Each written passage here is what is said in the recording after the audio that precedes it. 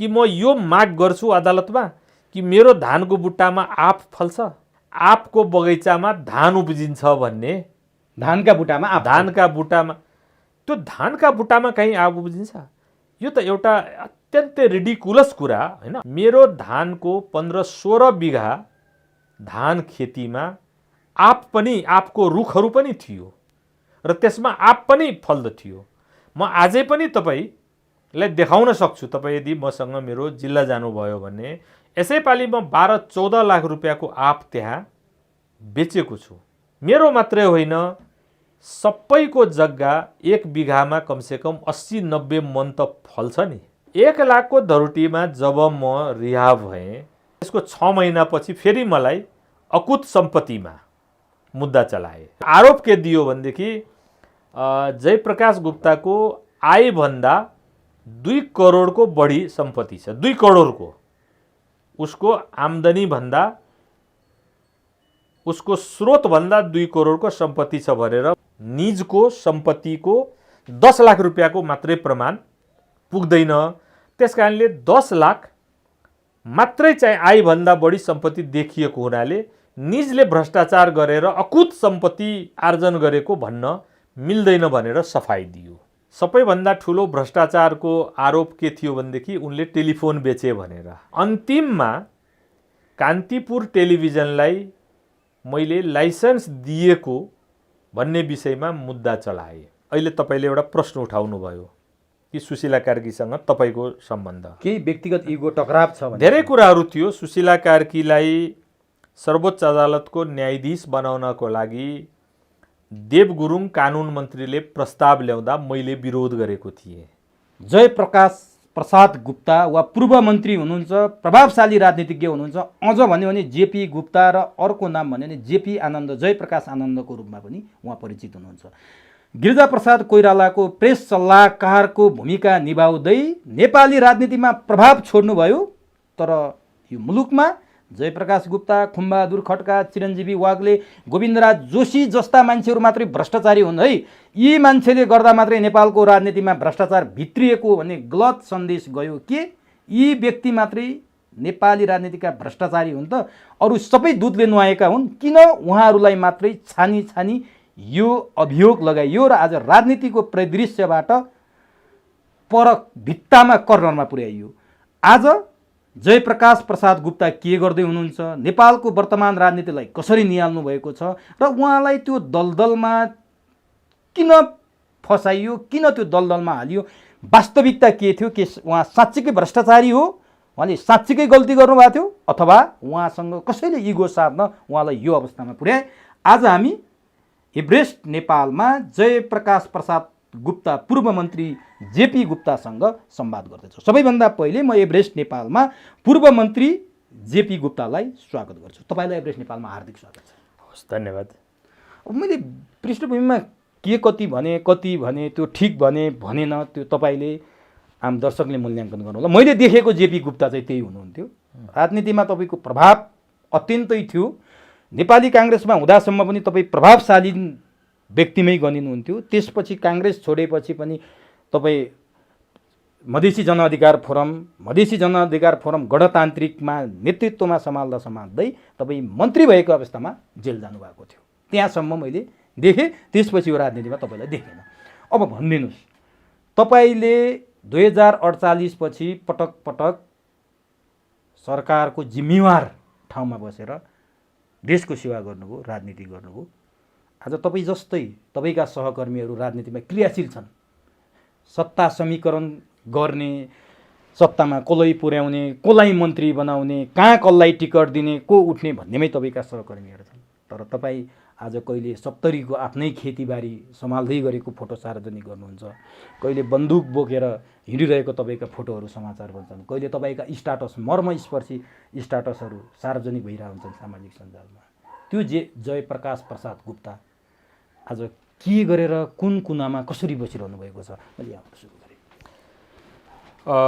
राजनीतिमा म विद्यार्थी कालदेखि लागेँ।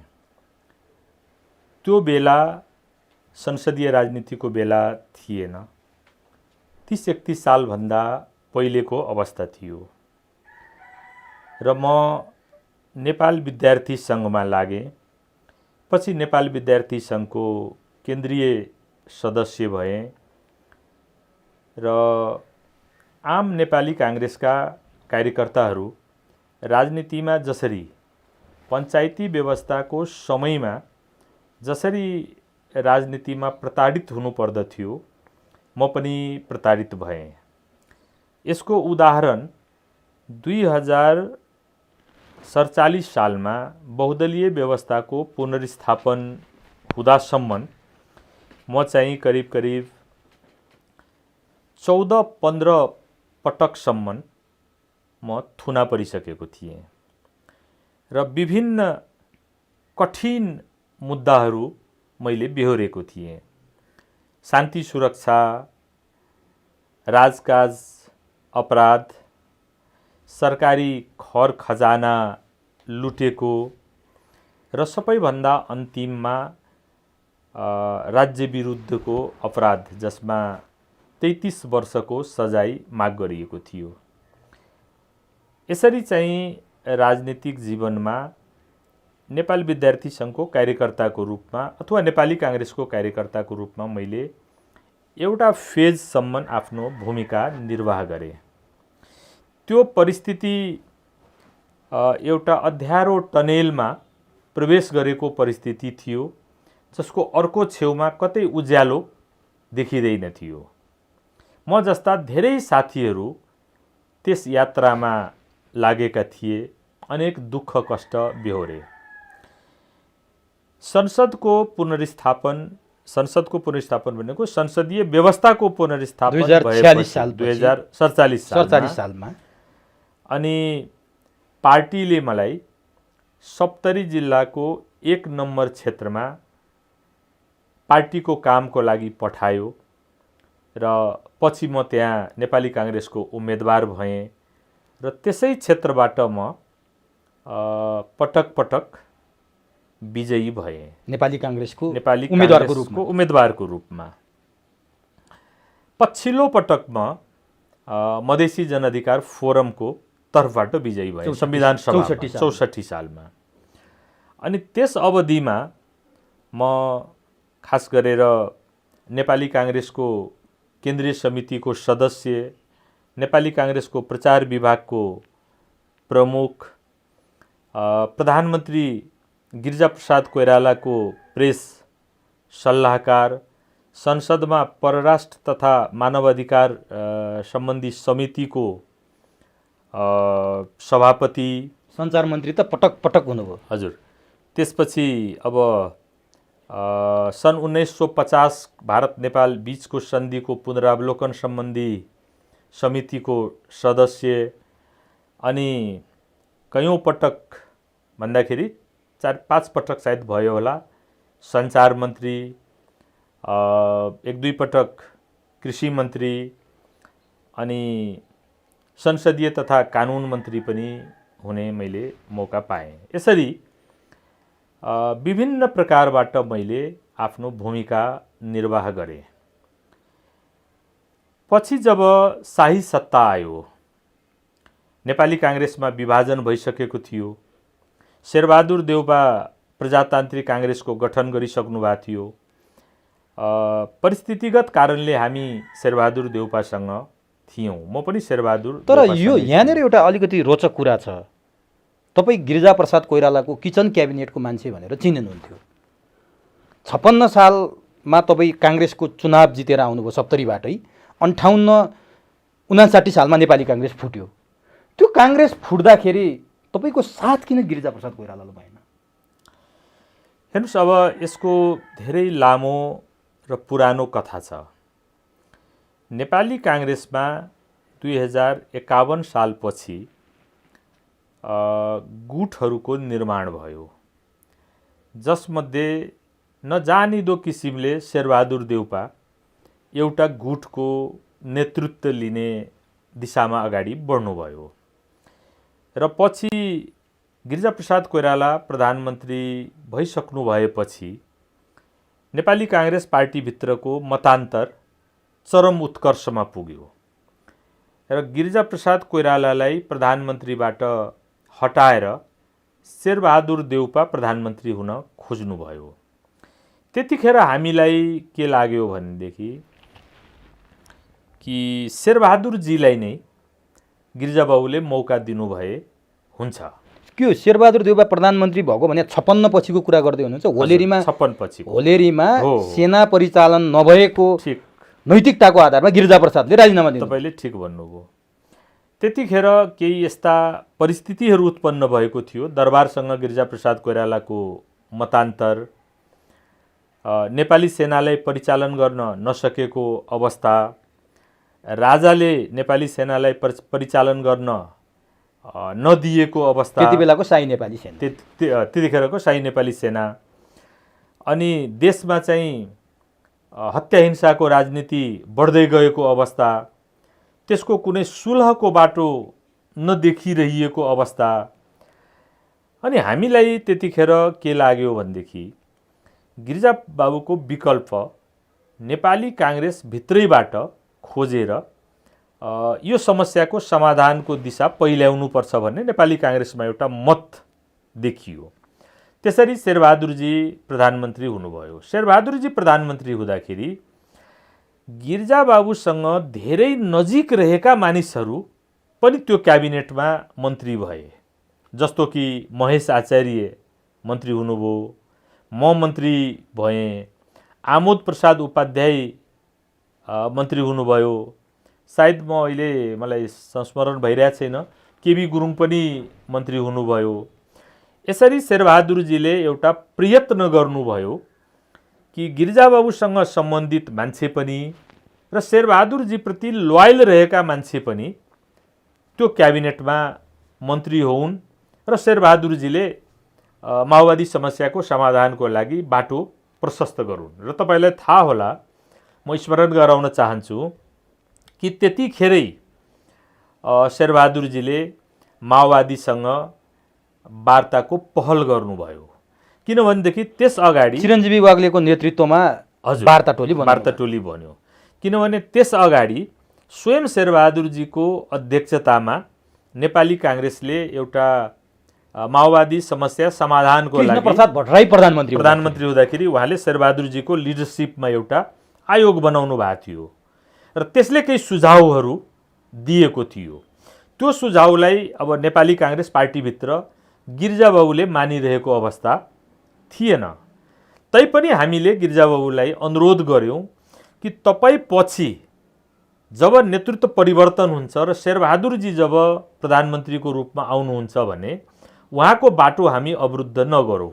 यो के थियो? गिरिजाप्रसाद कोइरालाले नमान्नुको कारण माओवादी समस्या कसको नेतृत्वमा समाधान गर्ने भन्ने टकराव पनि हो पार्टीभित्र। अब यसो छ, पछि धेरै कुराहरू भिन्न रूपबाट पुष्टि भयो। जस्तो गिरिजाबाबुको एउटा सोच थियो कि शेरबहादुर देउपाले माओवादी समस्याको समाधान गर्न सक्दैन। किनभनेदेखि शेरबहादुर देउपाको बढी हेलमेल राज संस्थासँग, तत्कालीन राजासँग रहेको गिरिजाबाबुको एउटा स्टडी थियो। त्यसकारणले माओवादी समस्याको समाधानको नाममा यदि शेरबहादुरजीले अवसर पाउनुभयो भने राजालाई नै स्ट्रेन्थेन हुने काम, राजालाई नै बलियो बनाउने काम हुन्छ। प्रजातन्त्र दरबारमा बुझाउँछन्, प्रजातन्त्र दरबारतिर जान्छ र अन्ततः माओवादी समस्याको समाधान पनि हुँदैन। दरबारले चाहिँ माओवादी समस्याको नाममा कुनै प्रकारको टेकओभर गर्छ भन्ने गिरिजाबाबुको एउटा बुझाइ थियो। त्यसकारण गिरिजाबाबुले शेरबहादुर देउपाले यो समस्याको समाधान गर्ने उपयुक्त पात्र होइन भन्ने गिरिजाबाबुको भनाइ थियो। तर संसदीय दलमा नेताको चयन भनेको सांसदहरूको अभिमतबाट हुन्छ भन्ने कुरामा त कुनै दुई मत छैन। शेरबहादुरजीको पक्षमा नेपाली काङ्ग्रेसको संसदीय दलभित्र बिस्तारै बहुमत हुँदै गयो। अनि त्यतिखेर खास गरेर खुमबहादुर खड्का, म, विजय कुमार गच्छेदार हामीहरूले गिरिजाबाबु कहाँ एउटा पहल गऱ्यौँ र हामीले भन्यौँ कि संसदको अभिमतको आधारमा, सांसदहरूको सङ्ख्याको आधारमा तपाईँ प्रधानमन्त्री रहने अवस्था छैन। त्यसकारण नेपाली काङ्ग्रेसभित्रबाट एउटा असहमत व्यक्तिको रूपमा तपाईसँग एकदमै मत नमिलेको व्यक्तिको रूपमा तपाईँको विरोधीको रूपमा शेरबहादुरजीलाई किन प्रधानमन्त्री बनाउने?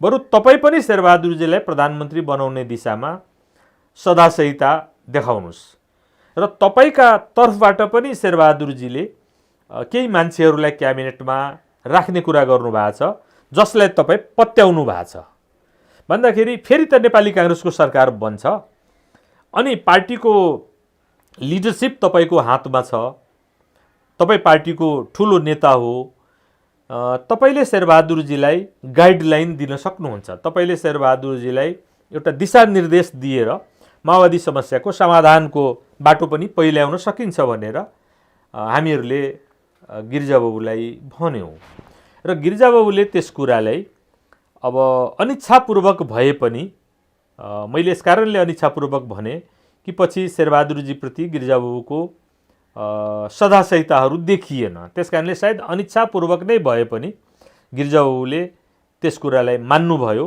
र हामीहरूको नाम गिरिजाबाबुले नै शेरबहादुरजीलाई दिनुभयो आफ्नो तर्फबाट। मलाई लाग्दछ सायद आमोद प्रसाद उपाध्याय हुनुहुन्थ्यो, म थिएँ, खुमबहादुर खड्का हुनुहुन्थ्यो। त्यति बेलासम्म खुमबहादुर खड्काले गुड चेन्ज गर्नुभएको थिएन। अनि हामीहरू यसरी चाहिँ तपाईँलाई गिरिजाबाबुको सहमतिबाटै हामीहरू शेरबहादुरजीको क्याबिनेटमा गयौँ। तर पछि के देखियो भनेदेखि शेरबहादुरजीसँग गिरिजाबाबुको मतान्तर बढ्दै गयो। त्यो सङ्कटकाल लाउने या नलाउने भन्ने विषयमा भनियो, बाहिर क्लाइमेक्स थियो। वास्तवमा के थियो? होइन, यसरी नै तपाईँको नेपाली काङ्ग्रेसभित्र गिरिजाबाबु र शेरबहादुरजीको मैले अघि चर्चा गरे अनुसार मतभिन्नता त छँदै थियो। त्यो कोर्डियालिटी जुन सौहार्दता हुनुपर्दछ, सैद्धान्तिक मतभेदले काङ्ग्रेसमा यो काम त गरे जस्तो देखिँदैन थियो, किनभने गिरिजाप्रसाद कोइरालाको सिद्धान्त र शेरबहादुर देउबाको सिद्धान्त विचार त एउटै थियो। के को लडाइँ हुन्थ्यो? पदको लडाइँ हुन्थ्यो अथवा आफ्ना मान्छे? होइन, मैले तपाईँलाई भनिहालेँ नि कि शेरबहादुरजीले गिरिजाबाबुलाई प्रतिस्थापन गर्नुभएको थियो प्रधानमन्त्रीको रूपमा। गिरिजाबाबुले स्वेच्छाले प्रधानमन्त्रीको पद छोडेको अवस्था थिएन। नेपाली काङ्ग्रेसभित्र ध्रुवीकरण भयो। सांसदहरूको बहुमत जुन संसदीय दलमा गिरिजाबाबुप्रति थियो त्यो बहुमत सिफ्ट गर्यो। त्यो के को आधारमा सिफ्ट हुन्थ्यो काङ्ग्रेसमा? जस्तो हो हामी कम्युनिस्टको कुरा हुन त अब त नेपालमा कम्युनिस्टहरूको पनि विचारको लडाइँ त देखिँदैन। वैचारिक मतभेद भएपछि पो सिफ्ट हुने, के को आधारमा सिफ्ट हुन्थ्यो काङ्ग्रेसमा? होइन, अब हेर्नुहोस्, नेपाली काङ्ग्रेसमा सुरुदेखि नै विभिन्न नेताहरूको पक्ष र गुट रहँदै आएको हो। जस्तो त्योभन्दा पहिले 56 सालको आम निर्वाचनमा गिरिजाबाबु स्वयंले कृष्णप्रसाद भट्टराईलाई भावी प्रधानमन्त्रीको रूपमा प्रस्तुत गर्नुभयो। त्यसरी किशुनजी प्रधानमन्त्री रहनु पर्दथ्यो। तर काहीँ कारण परिस्थितिले गिरिजाबाबुले किशुनजीलाई प्रधानमन्त्रीको रूपमा नस्वीकार्ने स्थिति देखियो र संसदीय दलभित्र त्यसको चलखेल सुरु भयो। गिरिजाबाबुले हेड काउन्टको पोलिटिक्समा आफूलाई उतार्नुभयो र हेड काउन्टमा के देखियो भनेदेखि कृष्णप्रसाद भट्टराईभन्दा बढी नेपाली काङ्ग्रेसका सांसदहरू गिरिजाबाबुलाई समर्थन गरे। त्यो प्रभावको आधारमा हुन्थ्यो त्यसो भए भन्दाखेरि अब कार्यशैली, प्रभाव र सोच, सबैभन्दा प्रमुख कुरा त नेताहरूमा बन्ने सोच र केही पाइहालिन्छ कि भन्ने सांसदहरूको पनि मलाई लाग्छ। अब धेरै कुराहरू छन्, त्यसमा हामी माइनर रूपबाट गयौँ भनेदेखि त अब हरेक इन्डिभिजुअलको विभिन्न कुराहरू होला। कसैलाई किशुनजीसँग यो कुरामा मन नपरेको, कसैलाई गिरिजाबाबुसँग कुनै कुरा मन नपरेको र त्यसरी पोलराइज्ड हुने वैचारिक विभेद र मतभेद चाहिँ थिएन। म यसलाई वैचारिक मतभेद भन्दिनँ, तर केही कुराहरू थियो त्यसलाई हामीले केही हदसम्म आधारभूत प्रकारको मतभिन्नताको विषय भनेर सम्झिन सक्छौँ। तपाईँ कति वर्ष काङ्ग्रेसमा बस्नुभयो? यसो छ, म 64 सालमा तपाईँलाई मधेसी जनअधिकार फोरमबाट, भनेपछि 30-31 वर्षदेखि सालदेखि तपाईँ काङ्ग्रेस सुरु? मेरो पछिल्लो समयमा मधेसी राजनीतिमा लाग्नु बाहेक मेरो सम्पूर्ण समय नेपाली काङ्ग्रेसमै बितेको छ। कति समय जति होला तपाईँ? मलाई लाग्छ 30-32 वर्ष। 30-32 वर्षको अवधिमा तपाईँले काङ्ग्रेसमा वैचारिक लडाइँ काहीँ देख्नुभयो? थियो। हेर्नुहोस्, काङ्ग्रेसमा धेरै प्रकारको मतभिन्नताहरू रहेको छ र धेरै इस्युजहरूमा काङ्ग्रेसमा डिफ्रेन्सेसहरू रहेको छ। अब जस्तो सबैभन्दा पहिले त हामीले प्रारम्भको घटनालाई यदि केलाउने हो भनेदेखि बिपी कोइराला र स्वर्णजीको बीचको मतभिन्नतामा हामी ध्यान केन्द्रित गर्नुपर्दछ। त्यसका आफ्नै आधारहरू थिए बिपी कोइराला र स्वर्णजीको मतभिन्नता। पछि पञ्चायती व्यवस्थालाई हेर्ने र पञ्चायती व्यवस्थाको विरुद्धको सङ्घर्षलाई कसरी अगाडि बढाउनेमा त्यो मतभिन्नता केन्द्रित भयो र जीवन पर्यन्त त्यो मतभिन्नता रह्यो। त्यसपछि बिपी कोइरालाको अवसानपछि हामी के देख्दछौँ भनेदेखि पञ्चायती व्यवस्थाको खिलाफको आन्दोलनमा कसरी जाने भनेर गिरिजाबाबुको एउटा दृष्टिकोण र गणेश बान्जी र किसुनजीको अर्को दृष्टिकोण बन्यो र त्यो पनि तपाईँको 2047 सालमा बहुदलीय व्यवस्था स्थापना नहुन्जेलसम्म त्यो कुनै न कुनै रूपमा नेपाली काङ्ग्रेसको राजनीतिमा प्रतिबिम्बित भइरहेको थियो। त्यसपछि जब बहुदलीय व्यवस्था उत्पन्न भयो अनि नेपाली काङ्ग्रेस फेरि दुईटा ध्रुवीकरणमा विभाजित भयो। किसुनजी र गिरिजाबाबु एकातिर जानुभयो, किसुनजी र गणेश बान्जी एकातिर जानुभयो र गिरिजाबाबु अर्कोतिर लाग्नुभयो, जुन पछि गएर तपाईँलाई अब 36 र 74 भनेर पनि भनियो। त्यसपछि तपाईँलाई फेरि तपाईँलाई 56 को निर्वाचनमा किसुनजीलाई गिरिजाबाबु समेतले प्रस्तावित गरे पनि प्रधानमन्त्रीको रूपमा, तर मतभिन्नता त थियो। समग्र पोलिटिक्सलाई देख्ने, नेपाली काङ्ग्रेसलाई हाँक्ने विषयमा मतभिन्नता थियो अनि त्यस आधारमा किसुनजी केही समय प्रधानमन्त्री रहेपछि गिरिजाबाबु स्वयंलाई प्रधानमन्त्रीको रूपमा प्रोजेक्ट गर्नुभयो र फेरि अनफर्चुनेटली दुर्भाग्यवश नेपाली काङ्ग्रेसको संसदीय दलभित्र हेड काउन्टमा गयो। आखिर हुन्छ के त? एउटा संसदीय दलभित्र एउटा नेता प्रधानमन्त्री हुनुहुन्छ र अर्को नेता प्रधानमन्त्रीको लागि दावा प्रस्तुत गरेपछि राजा कहाँ गएर त पहिले दावा प्रस्तुत गरिँदैन। सबभन्दा पहिले त संसदीय दलको नेता फेर्नुपर्ने हुन्छ अनि नेता फेर्नको लागि विभिन्न आधारहरू खोजिन्छ अनि एलिगेसनको पोलिटिक्स सुरु हुन्छ, आरोपको राजनीति सुरु हुन्छ, एउटा नेताले असफल देखाउने प्रयास सुरु हुन्छ र मलाई लाग्छ गिरिजाबाबु र किसुनजीको बिचमा सोही कुरा भयो। किसुनजी हट्नुभयो, गिरिजाबाबु प्रधानमन्त्री हुनुभयो अनि गिरिजाबाबु प्रधानमन्त्री भइसकेपछि फेरि पोलिटिक्स तपाईँको 3 एउटा ध्रुवीकरणमा पोलराइज्ड भयो, ध्रुवीकृत भयो। एउटा पोलराइजेसन भयो लेफ्ट पोलराइजेसन, जसमा माओवादी र एमाले एउटै बास्केटमा गए र नेपाली काङ्ग्रेसलाई कमजोर देखाउनको लागि उनीहरू लगभग समान प्रकारको दृष्टिकोणहरू उनीहरूले बनाए। म तपाईँलाई उदाहरणको रूपमा दिन सक्छु। उदाहरण म दिन चाहन्छु कि किलो सेरा 2 मा चाहिँ तपाईँलाई झन्डै राष्ट्रिय प्रजातन्त्र पार्टी, तत्कालीन राष्ट्रिय प्रजातन्त्र पार्टी, जनमोर्चा र एमालेको एउटै दृष्टिकोण थियो। किलो सेरा 2 भनेको जनयुद्धको बेलाको अपरेसन, जनयुद्धको प्रारम्भिक बेलाको। त्यसै प्रकारले पछि गएर हामी के देख्यौँ भनेदेखि माओवादी र एमालेको एउटा दृष्टिकोण बन्न गयो र उनीहरूको कोर टार्गेट नेपाली काङ्ग्रेस भयो कि नेपाली काङ्ग्रेसलाई मेन स्ट्रिमबाट छेउ किनार गर्ने। केही उदाहरणहरू छन् तपाईसँग?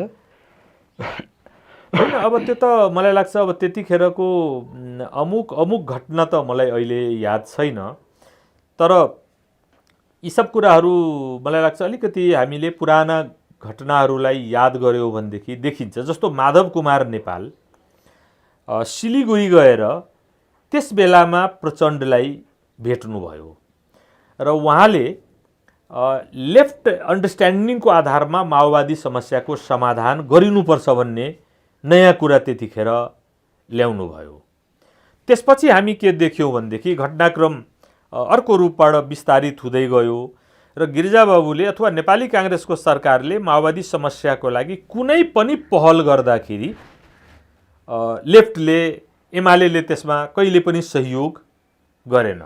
हुँदाहुँदा त्यसको क्लाइमेक्स त हामी के देख्छौँ भनेदेखि गिरिजाबाबुले अथवा प्रधानमन्त्रीको रूपमा गिरिजाप्रसाद कोइरालाले तत्कालीन शाही नेपाली सेनाको प्रयोग गर्न खोज्दाखेरि एमाले त्यसको विरोध गर्यो कि यो जनताको खिलाफमा शाही नेपाली सेनाको प्रयोग हुन्छ र यो राजाले मान्नु हुँदैन भन्ने पोजिसन लियो। त यसरी हामी के देख्छौँ भनेदेखि माओवादी र एमालेको एउटा पोलराइजेसन भयो। राजा फेरि तपाईलाई सेक्युरिटी अर्गनहरू सुरक्षाका निकायहरूलाई आफूसँग राखेर अनि केही विदेशी शक्तिलाई पनि आफ्नो गुडविलमा राखेर राजाले फेरि एउटा शक्ति केन्द्रको निर्माण गरे र एक प्रकारले त्यो ध्रुवीकृत भयो। अलिकति मूर्त भाषामा भनिदिनु न, राजाले विदेशी शक्तिहरू भन्दाखेरि कता सङ्केत गर्न खोज्नु भएको? होइन, जस्तो त्यतिखेर माओवादी समस्याको समाधानको लागि चीन पनि एउटा पार्ट भइसकेका थियो, अमेरिका एउटा पार्ट थियो, भारत त छँदै थियो, भारत एउटा पार्ट थियो। र म तपाईँलाई उदाहरणकै रूपमा भन्न चाहन्छु कि तपाईँ बारम्बार त्यतिखेरको समाचारहरू पढ्दाखेरि देखिन्छ कि दिल्लीमा अन्तर्राष्ट्रिय बिरादरीको बैठकहरू हुन्थ्यो जसमा इन्डिया पार्टिसिपेट गर्थ्यो, फ्रेन्चहरू पार्टिसिपेट गर्थ्यो, अमेरिकनहरू पार्टिसिपेट गर्थ्यो र दिल्लीमा रहेका चाइनिज एम्बेसडर पनि पार्टिसिपेट गर्थ्यो। भन्दाखेरि यो एलायन्स जुन इन्टरनेसनल एलायन्स थियो त्यसको माओवादी जनयुद्धको बारेमा एउटा खास प्रकारको दृष्टिकोण थियो कि त्यतिखेर कोलिन पावेल विदेश मन्त्री, अमेरिकी विदेश अमेरिकाको फरेन सेक्रेटरी नेपाल आएका थिए र उनले मिलिटराइज तरिकाबाट यो समस्याको समाधान पनि खोज्नुपर्छ भन्ने कुरामा उनले बल दिएका थिए। म पनि मन्त्री थिएँ, शेरबहादुर जी प्रधानमन्त्री हुनुहुन्थ्यो। त्यसरी एउटा फोर्स थियो, त्यो फोर्सलाई यो थाहा थियो कि यदि मिलिटराइज तरिकाबाट सेनाको प्रयोग र सुरक्षा निकायको प्रयोगबाट यदि माओवादी समस्याको समाधान खोज्ने हो भनेदेखि राजा एउटा पक्ष हो। किनभनेदेखि त्यतिन्जेलसम्म राजाको लोयलिटी, राजाको कमान्डमा शाही नेपाली सेना थिए। र अहिले मैले तपाईँलाई भन्दाखेरि सायद सान्दर्भिक होला कि त्यसैलाई काउन्टर दिनको लागि हामीहरूले सशस्त्र प्रहरीको निर्माण गर्यो, गठन गर्यो, जसको बारेमा दरबारबाट बारम्बार तपाईँलाई दरबार खिलाफमा थिए। भनेपछि तपाईँ यो भन्न चाहनुहुन्छ कि त्यति बेलाको माओवादीको द्वन्द्वमा दरबारले काहीँ न काहीँबाट मलजल गरेको थियो? मलाई लाग्छ, हेर्नुहोस्, अब हामीहरू नेपाली काङ्ग्रेसभित्र केही मानिसहरू यो दृष्टिकोणका पक्षपाती थियौँ जसको सोच थियो कि माओवादी समस्यालाई मलजल दिनुमा दरबारको अहम भूमिका छ। जस्तो रामचन्द्र पौडेलजी, तपाईँ आज यो कुरालाई बिर्सिन सक्नुहुन्न कि रामचन्द्र पौडेलले त्यही बेलामा माओवादीको परमधाम निर्बल निवास हो भनेर भन्नुभएको थियो। माधव नेपालले पनि प्रचण्ड भनेकै ज्ञानेन्द्र हुन् भनेर पनि भन्नुभएको थियो। त्यसै प्रकारले तपाईँलाई मेरो बारेमा नेपाली सेनाका प्रधान सेनापतिले तपाईँलाई गम्भीर अब्जेक्सनहरू उठाएको छ। तपाईँकै आफ्नै? मेरै बारेमा। के विषय थियो त्यो? जस्तो अब हामीहरूले नेपाली सेनाले सहयोग गरिरहेको छैन भन्ने कुरा बार बार उठाउँदाखेरि तत्कालीन प्रधान सेनापतिहरू हामीलाई पोइन्ट आउट गरे। प्रज्वल शमशेर जबरा नै हो। जस्तो कि म तपाईँलाई राष्ट्रिय सुरक्षा समितिमा थिएँ, त्यतिखेरको प्रबन्धअनुसार नेपाली सेनाको प्रतिनिधि, प्रधानमन्त्री, सुरक्षा निकायका प्रमुखहरू र सञ्चार मन्त्री पनि तपाईँलाई राष्ट्रिय सुरक्षा समितिमा रहने व्यवस्था थियो। म जब सुरक्षा समितिमा गएँ त्यसपछि सेना असहज महसुस गर्यो। किनभनेदेखि हामीले गृहमन्त्री हुनुहुन्थ्यो तपाईँलाई गोविन्दराज जोशी नेपाली काङ्ग्रेसभित्र खुमबहादुर खड्का, गोविन्दराज जोशी, जयप्रकाश गुप्ता, रामचन्द्र पौडेलहरूको सोच के थियो भनेदेखि कि निर्वाचित सरकारलाई शाही नेपाली सेनाले सहयोग गरिरहेको छैन। यही ठ्याक्क है। गोविन्दराज जोशीको एउटा लेख पढेको थिएँ, डोल्पाको दुनै आक्रमण भयो। त्यो त एउटा क्लाइमेक्स हो। अनि त्यहाँनिर गोविन्दराज जोशी गृहमन्त्रीको हैसियतले जान चाहनुहुन्थ्यो, राजा वीरेन्द्र पनि आफै जान चाहन्थे अरे। त्यति मात्रै होइन, गोविन्दराज जोशीलाई हटाएपछि अथवा त्यति बेलाका गृह सचिव पदम प्रसाद पोखरेललाई हटाएपछि मात्रै माओवादी समस्या समाधान गर्न सजिलो हुन्छ। गृहमन्त्री र गृह सचिव बाधक भएका छन् भनेर गिरिजाप्रसादलाई हटाउन लगाएको कुरा गोविन्दराज जोशीले तपाईँले धेरै पुराना कुराहरू उठाउनु भयो। वास्तवमा हामी किन प्रताडित भयौँ, म किन प्रताडित भएँ, खुमबहादुरजी किन प्रताडित हुनुभयो हो, यो आज तपाईँले भन्नुपर्छ। गोविन्दराज जोशी किन प्रताडित भयो, सबै तपाईँलाई एउटै रिङभित्रका कथाहरू हुन्। म अघि जुन कुरा तपाईँलाई भन्दै आएको थिएँ, अब ठ्याक्कै यसो जोडौँ है। नेपाली काङ्ग्रेसभित्र हाम्रो मत के थियो भनेदेखि राजाले सैनिक परिचालन गरेर माओवादी समस्यालाई समाधान गर्ने दिशामा सहयोग गरिराख्नु भएको छैन भन्ने हाम्रो सोचाइ थियो। धेरै घटनाहरूले त्यसलाई पुष्टि गरिरहेको थियो, जस्तो होलेरीको घटना अथवा त्यसपछि तपाईलाई दुनैको घटना घट्दाखेरि हाम्रो क्याबिनेट कलिग्सहरूको अथवा सिभिल सेक्युरिटीको भन्दाखेरि प्रहरीको सोच के थियो भनेदेखि यदि ब्याकअप सपोर्टको रूपमा शाही नेपाली सेनाले सहयोग गर्यो भनेदेखि दुनैबाट लुटेर लगेका पैसाहरू र हतियारहरू अथवा ती मानिसहरू जो त्यसमा संलग्न थिए त्यसलाई हामी कर्डन गर्न सक्छौँ, त्यसलाई हामी घेरामा पार्न सक्छौँ। तर प्रधानमन्त्री गिरिजाप्रसाद कोइरालाले राजासँग कुरा गर्दाखेरि म अहिले तुरन्त प्राइम मिनिस्टर म चिफ अफ आर्मी स्टाफलाई म इन्स्ट्रक्ट गर्दछु कि उहाँ तपाईसँग गएर भेटेर अनि तुरुन्तै सेना परिचालन हुन्छ भनेर भन्नुभयो। त्यसको एकैछिनपछि जब प्रधान सेनापति बालुवाटारमा प्रधानमन्त्रीलाई भेट्न आउनुभयो र प्रधानमन्त्रीले प्रधान सेनापतिलाई भन्नुभयो कि मेरो महाराज धिराजसँग कुरा भएको छ, महाराज धिराजले भन्नुभएको छ कि प्रधान सेनापति परिचालित हुन्छन् अथवा प्रधान सेनापति तुरुन्तै सेना परिचालन को दिशामा अगाडि बढ्छन्, किनभने अघिल्लो रातिको घटना हो र यो हामी दिउँसोको कुरा तपाईलाई म भनिरहेको छु।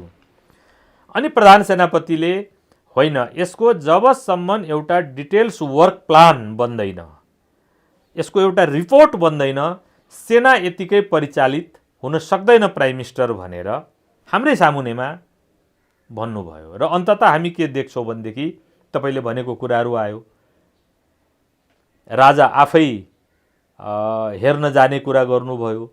अनि त्यतिखेर हाम्रो अडान थियो, म पनि सञ्चार मन्त्री थिएँ, होम मिनिस्टर गोविन्दराज जोशी हुनुहुन्थ्यो।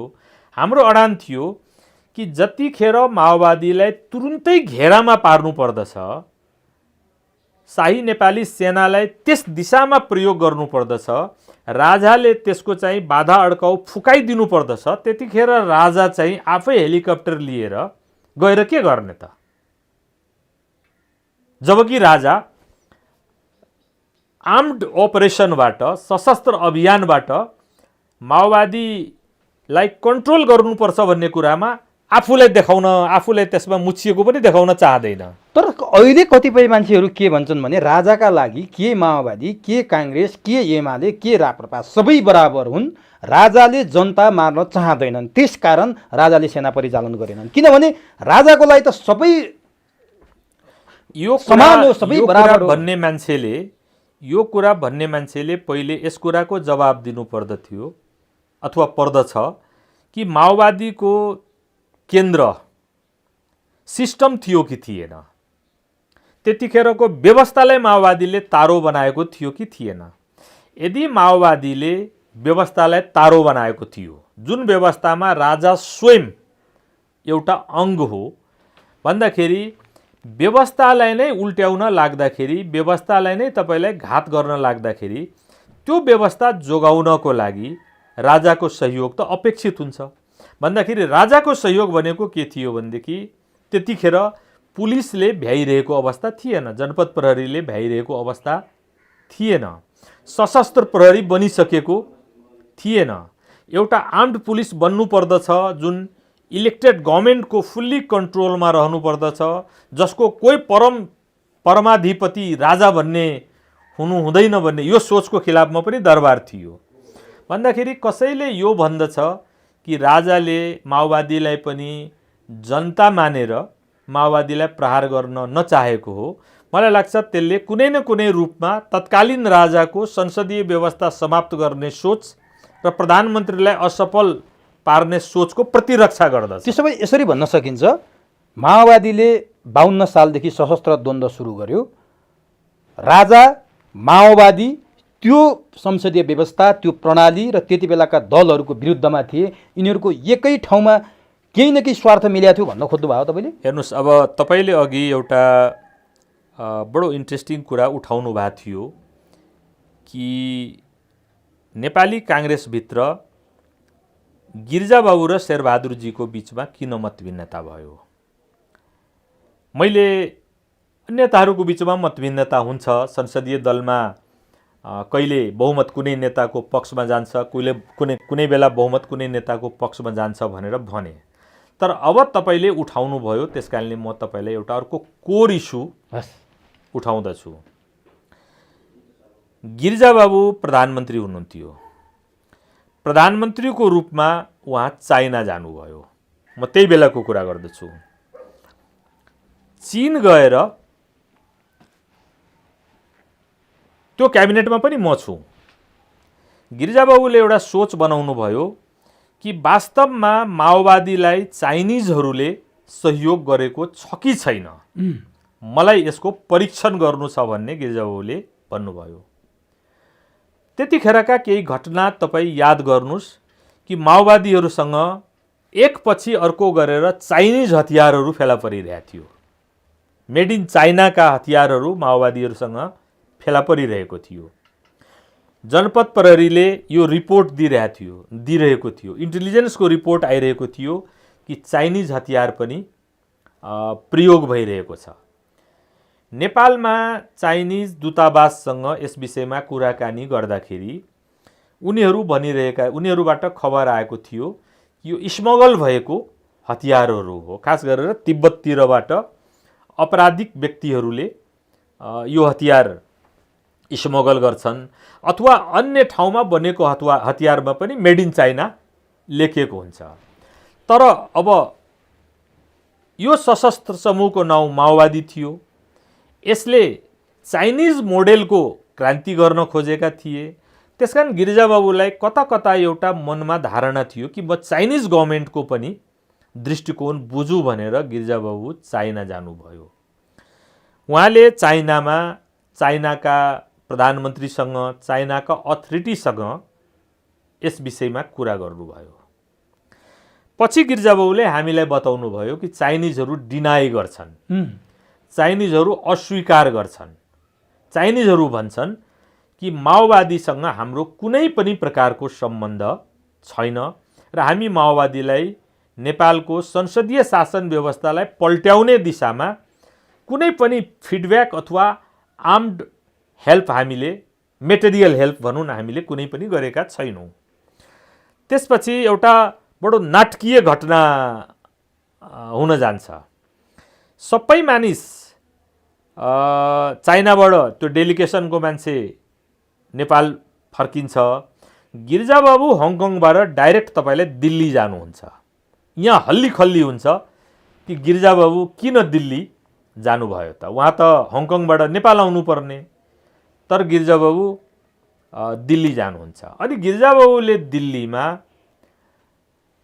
भारत सरकारका उच्च पदस्थ व्यक्तिहरूलाई पनि भेटेर यो कुरा राख्नुहुन्छ कि तपाईहरू माओवादी समस्याको समाधान चाहेको हो कि होइन, तपाईहरूले माओवादीलाई सपोर्ट गरेको छ कि छैन, अथवा अब जे भयो भइहाल्यो, यदि म माओवादीसँग समाधानको निम्ति पहल गर्छु भने तपाईहरूको पोजिटिभ रेस्पोन्स हुन्छ कि हुँदैन? गिरिजा बाबु, अब यसको डिटेल्स म सायद भन्न सक्दिनँ होला, तर गिरिजा बाबु चाहिँ पोजिटिभ भएर त्यहाँबाट फर्किनु भयो र फर्केपछि उहाँले हामीहरूलाई के बताउनु भयो भनेदेखि अब यसको सबैभन्दा महत्त्वपूर्ण पक्ष भनेको राजा हो। अब मैले राजालाई विश्वासमा लिए भन्ने, अनि म यो समस्याको समाधानको दिशामा म अगाडि जान्छु। त्यसो भए गिरिजाप्रसाद कोइराला भारतबाट आउँदाखेरि यो कतै न कतै राजा र माओवादीको लिङ्केज छ भन्ने पत्ता लगाएर अब म तपाईँलाई बताउँछु। गिरिजा बाबु इन्डियाबाट फर्किनु भएपछि उहाँले राजालाई भेटेर, सरकार मैले चाइनिजहरूको पनि गुडविल पाएको छु, मैले इन्डियाको पनि गुडविल पाएको छु, सरकारको सपोर्ट भयो भनेदेखि म यो प्रब्लमलाई रिजल्भ गर्छु। राजा को थियो त्यति बेला? वीरेन्द्र। र म चाहिँ के भनेदेखि यसलाई क्रस गरेर म यसलाई समाप्त गरेर म गर्दिनँ। म एउटा सुलहले, एउटा समझदारीले नै म यो काम गर्छु भन्ने कुरा उहाँले राजालाई भन्नुभयो। र पछि तपाईँलाई गिरिजाबाबुले धेरै पछि, मलाई लाग्छ जीवनको अन्तिम समयमा सायद कुनै अन्तर्वार्तामा भन्नुभएको छ कि मैले राजालाई त्यो भन्नु नै मेरो ठुलो गल्ती भयो, भुल भयो। र त्यसपछि तपाईँलाई नेपाली काङ्ग्रेसको संसदीय दलमा कलह प्रारम्भ भयो, हैन? शेरबहादुरजी अचानक प्रधानमन्त्रीको दावेदार भएर आउनु हुँदाखेरि नेपाली काङ्ग्रेस संसदीय दलभित्र शेरबहादुरजीले पनि यो फिडब्याक दिनुभएको थियो धेरै सिनियर लिडरहरूलाई कि राजाको मलाई समर्थन छ, अर्थात् म प्रधानमन्त्री भएँ भने माओवादी समस्याको समाधानमा म बाटो पहिल्याउँछु। गिरिजाबाबुको स्टडी के थियो भनेदेखि मेरो मिडिएसनलाई समाप्त गर्नको लागि, असफल गर्नको लागि राजाले यो चाहिँ कुटिल खेल खेलेको छ, काङ्ग्रेसभित्रै र शेरबहादुर देउपालाई मोहरो बनाएको छ भन्ने गिरिजाबाबुको स्टडी थियो। त्यो थियो कि थिएन वास्तवमा? हैन, म त्यतापट्टि जान्न। तर के भयो भनेदेखि शेरबहादुरजी त प्रधानमन्त्रीको लागि दावा प्रस्तुत गर्नुभयो। त्यस कारणले मैले भनेको त्यो दावा प्रस्तुत गर्दाखेरि गिरिजाबाबुको दिमागमा के थियो भनेदेखि शेरबहादुरजीलाई राजाले उकासेको छ, राजाले शेरबहादुरजीलाई पिठी थपथपाएका छन् र मेरो चाहिँ प्रयोजनलाई असफल गर्नको लागि राजाले प्रधानमन्त्रीको रूपमा शेरबहादुरलाई हौस्याएको छ र नेपाली काङ्ग्रेसभित्र, नेपाली काङ्ग्रेसको संसदीय दलभित्र यो सब प्लेअप सुरु हुन थाल्यो। अब हाम्रो अगाडि प्रब्लम, म जहाँ अघि मैले सुरुमा आएको थियो कि हामीहरूले गिरिजाबाबुलाई भन्यो कि ठिक छ, अब राजा तपाईँको पक्षमा देखिएन भन्दाखेरि अब नेपाली काङ्ग्रेसभित्र कलह बढाएर फाइदा छैन, बरु शेरबहादुरजीलाई प्राइम मिनिस्टर दिनुहोस् र यो अवसरलाई पनि एक्सप्लोर गरौँ। यदि राजाको सहयोग शेरबहादुरजीलाई प्राप्त हुन्छ र शेरबहादुरजीले यो प्रब्लमलाई यदि समाधान गर्न सक्नुहुन्छ भनेदेखि त्यो पनि नेपाली काङ्ग्रेसको लागि एउटा उपलब्धि हो भन्दाखेरि यो खेलहरूमा हामी पनि थियौँ। कुमारजी, म, तपाईँलाई के अरे कमोवेश चिरञ्जीवीजी पनि, रामचन्द्रजी, गोविन्दराज जोशी हामीहरू थियौँ र शेरबहादुरजी जब प्रधानमन्त्री हुनुभयो अनि हामीहरू क्याबिनेटमा गयौँ। तपाईँले त्यति बेला त झन् एउटा यस्तो काम गर्नुभयो कि शेरबहादुर देउवाले शपथ नखाँदै माओवादीसँग युद्ध विरामको घोषणा गर्नुभएको थियो, होइन? अब मैले भनिहालेँ, कति विश्वास गर्नुभएको थियो तपाईँले माओवादीलाई त्यति बेला? होइन, अब यसो छ, नेपाली काङ्ग्रेसको सरकारले त्यतिखेर शान्ति चाहेको थियो। शेरबहादुरजी प्रधानमन्त्री हुनासाथै, यस प्रकरण जसको मैले अघि चर्चा गरेँ, शेरबहादुरजी प्रधानमन्त्री हुनासाथै उहाँले चाहिँ शान्ति वार्ताको लागि पहल गर्नुभयो। माओवादी प्रचण्डसँग उहाँको कुराकानी भयो र प्रचण्डले मलाई लाग्दछ सायद अवसरलाई युटिलाइज गर्ने पोलिसी अपनाए। प्रचण्ड, शेरबहादुर प्रचण्ड, गिरिजाप्रसादको भेट कहीँ भएको थिएन। म म त्यति डिटेल्समा म जान सक्दिनँ। किन मैले यो किन भने जसरी गिरिजाप्रसाद कोइरालाले माओवादी समस्या समाधान गर्ने चीन र भारतबाट गुडविल पाए भनेर राजालाई भेट्नुभयो, अन्तिमतिर त गिरिजाप्रसाद कोइरालाले नै समाधान गरेको देखियो 12 बुँदेपछि। तर गिरिजाप्रसाद कोइरालामाथि एउटा आरोप सधैँ लाग्छ कि अन्तिमतिर माओवादीलाई अझ यो ठाउँमा चौकी हान, अझ यहाँ आक्रमण गर भनेर उस्काउनुहुन्थ्यो रे फोन गरेर भन्ने कुरा पनि त्यो हेर्नुहोस्। त्यो अब एउटा दिवंगत व्यक्ति मसँग पनि कुनै बेला राम्रो रह्यो होला, कुनै बेला नराम्रो रह्यो होला, तर मलाई लाग्छ गिरिजाप्रसाद कोइरालाको बारेमा यो भन्नु एउटा लान्छना हो। किन भन्छन् त यो? प्रचण्ड स्वयंले बोले होइन। अब प्रचण्डले अब आफ्नो कुनै अभिष्ट पुरा गर्नु पर्या होला प्रचण्डलाई यो कुरा भनेर, अनि उनले गिरिजाप्रसाद कोइरालालाई डिस्क्रेडिट गर्नको लागि, गिरिजाप्रसाद कोइरालालाई लाञ्छित गर्नको लागि यसो भने जस्तो लाग्छ मलाई। यो वास्तविकता होइन। तर मैले बुझेसम्म यसमा कुनै वास्तविकता छैन र यो प्रचण्डले भन्दछ भनेदेखि प्रचण्डको यो राजनीतिक इमान्दारिता होइन। अब म तपाईँले भनिरहेको ठाउँमा, तपाईँ आएको ठाउँमा त आउँछु। त्योभन्दा अगाडि एउटा कुरा जान्न चाहेँ। मैले कहीँ पढेको थिएँ, यो माओवादी समस्या उत्कर्षमा भइरहेको बेला गिरिजाप्रसाद कोइरालाले गोविन्दराज जोशी र शेखर कोइरालालाई दूतको रूपमा भारत पठाएको र माओवादीहरू संविधान अन्तर्गत अथवा एउटा राजाको अन्तर्गत होइन कि निर्वाचित प्रधानमन्त्री अन्तर्गत नेपाली सेना, शाही नेपाली सेना आउने हो भने हामी वार्ता गर्न तयार छौँ, मिल्न तयार छौँ भन्ने खबर पठाएको र त्यो बिचमा कहीँ कतै फेरि बिग्रेर पछि त्यहाँसम्म आएको भन्ने पनि पाइन्छ। यो के थियो? हेर्नुहोस्, पछिल्लो समयमा गिरिजाप्रसाद कोइराला आफै दिल्ली जानुभएको बेलामा सायद शेखर कोइराला पनि हुनुहुन्थ्यो, प्रचण्ड र बाबुरामजीसँग उहाँको डाइरेक्ट कुराकानी भयो। त्यसपछि 12 अगाडि शेखर र गोविन्दराज बताउँदैछु। त्यसपछि 12 बुँदे समझदारीको बाटो अगाडि बढ्दछ। त्योभन्दा पहिले शेरबहादुरजीको पनि र गिरिजाबाउको पनि विभिन्न फिलरहरू मार्फत माओवादीका नेताहरूसँग कुराकानी भएकै हुनुपर्दछ। तर म त्यति डिटेल्स जानकारी म राख्दिनँ, किनभने धेरै मानिसहरू थिए त्यतिखेर जसको माध्यमबाट कुनै न कुनै रूपमा कुराकानी हुन्थ्यो।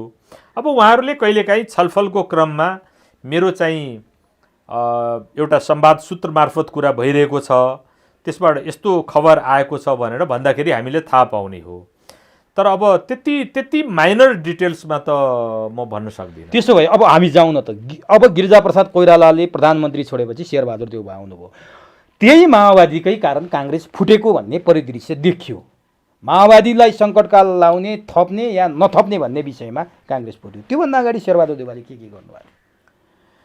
होइन, मैले आधारभूत रूपमा तपाईँलाई एउटा सोचको बारेमा भने कि गिरिजाप्रसाद कोइरालाको यो सोच थियो कि माओवादी समस्याको समाधानको लागि मैले बाटो पहिल्याउँदै गर्दा, होइन, मैले दरबारलाई केही कुराहरू भने र दरबारले मलाई मेरो हातबाट यो काम सम्पन्न नहोस् भन्नको लागि नेपाली काङ्ग्रेसभित्र प्लेअप गर्यो र शेरबहादुर देउपालाई दरबारले उचाल्यो।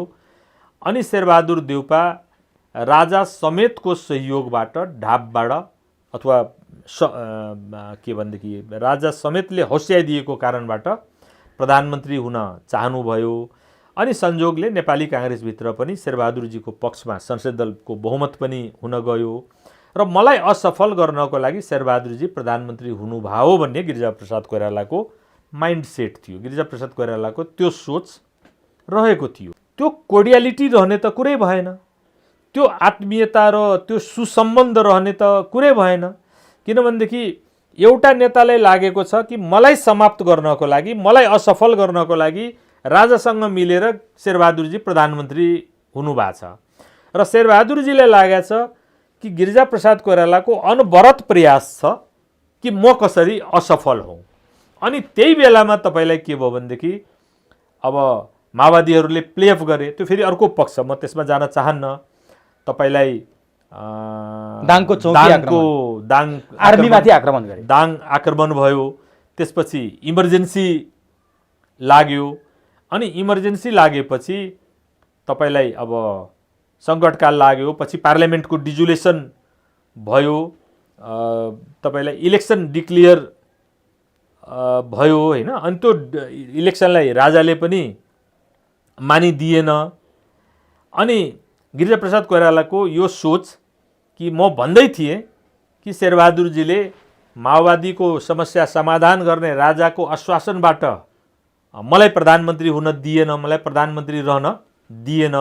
तर अन्ततगतवा शेरबहादुरले त संसदीय व्यवस्था नै राजालाई दरबारमा बुझाए।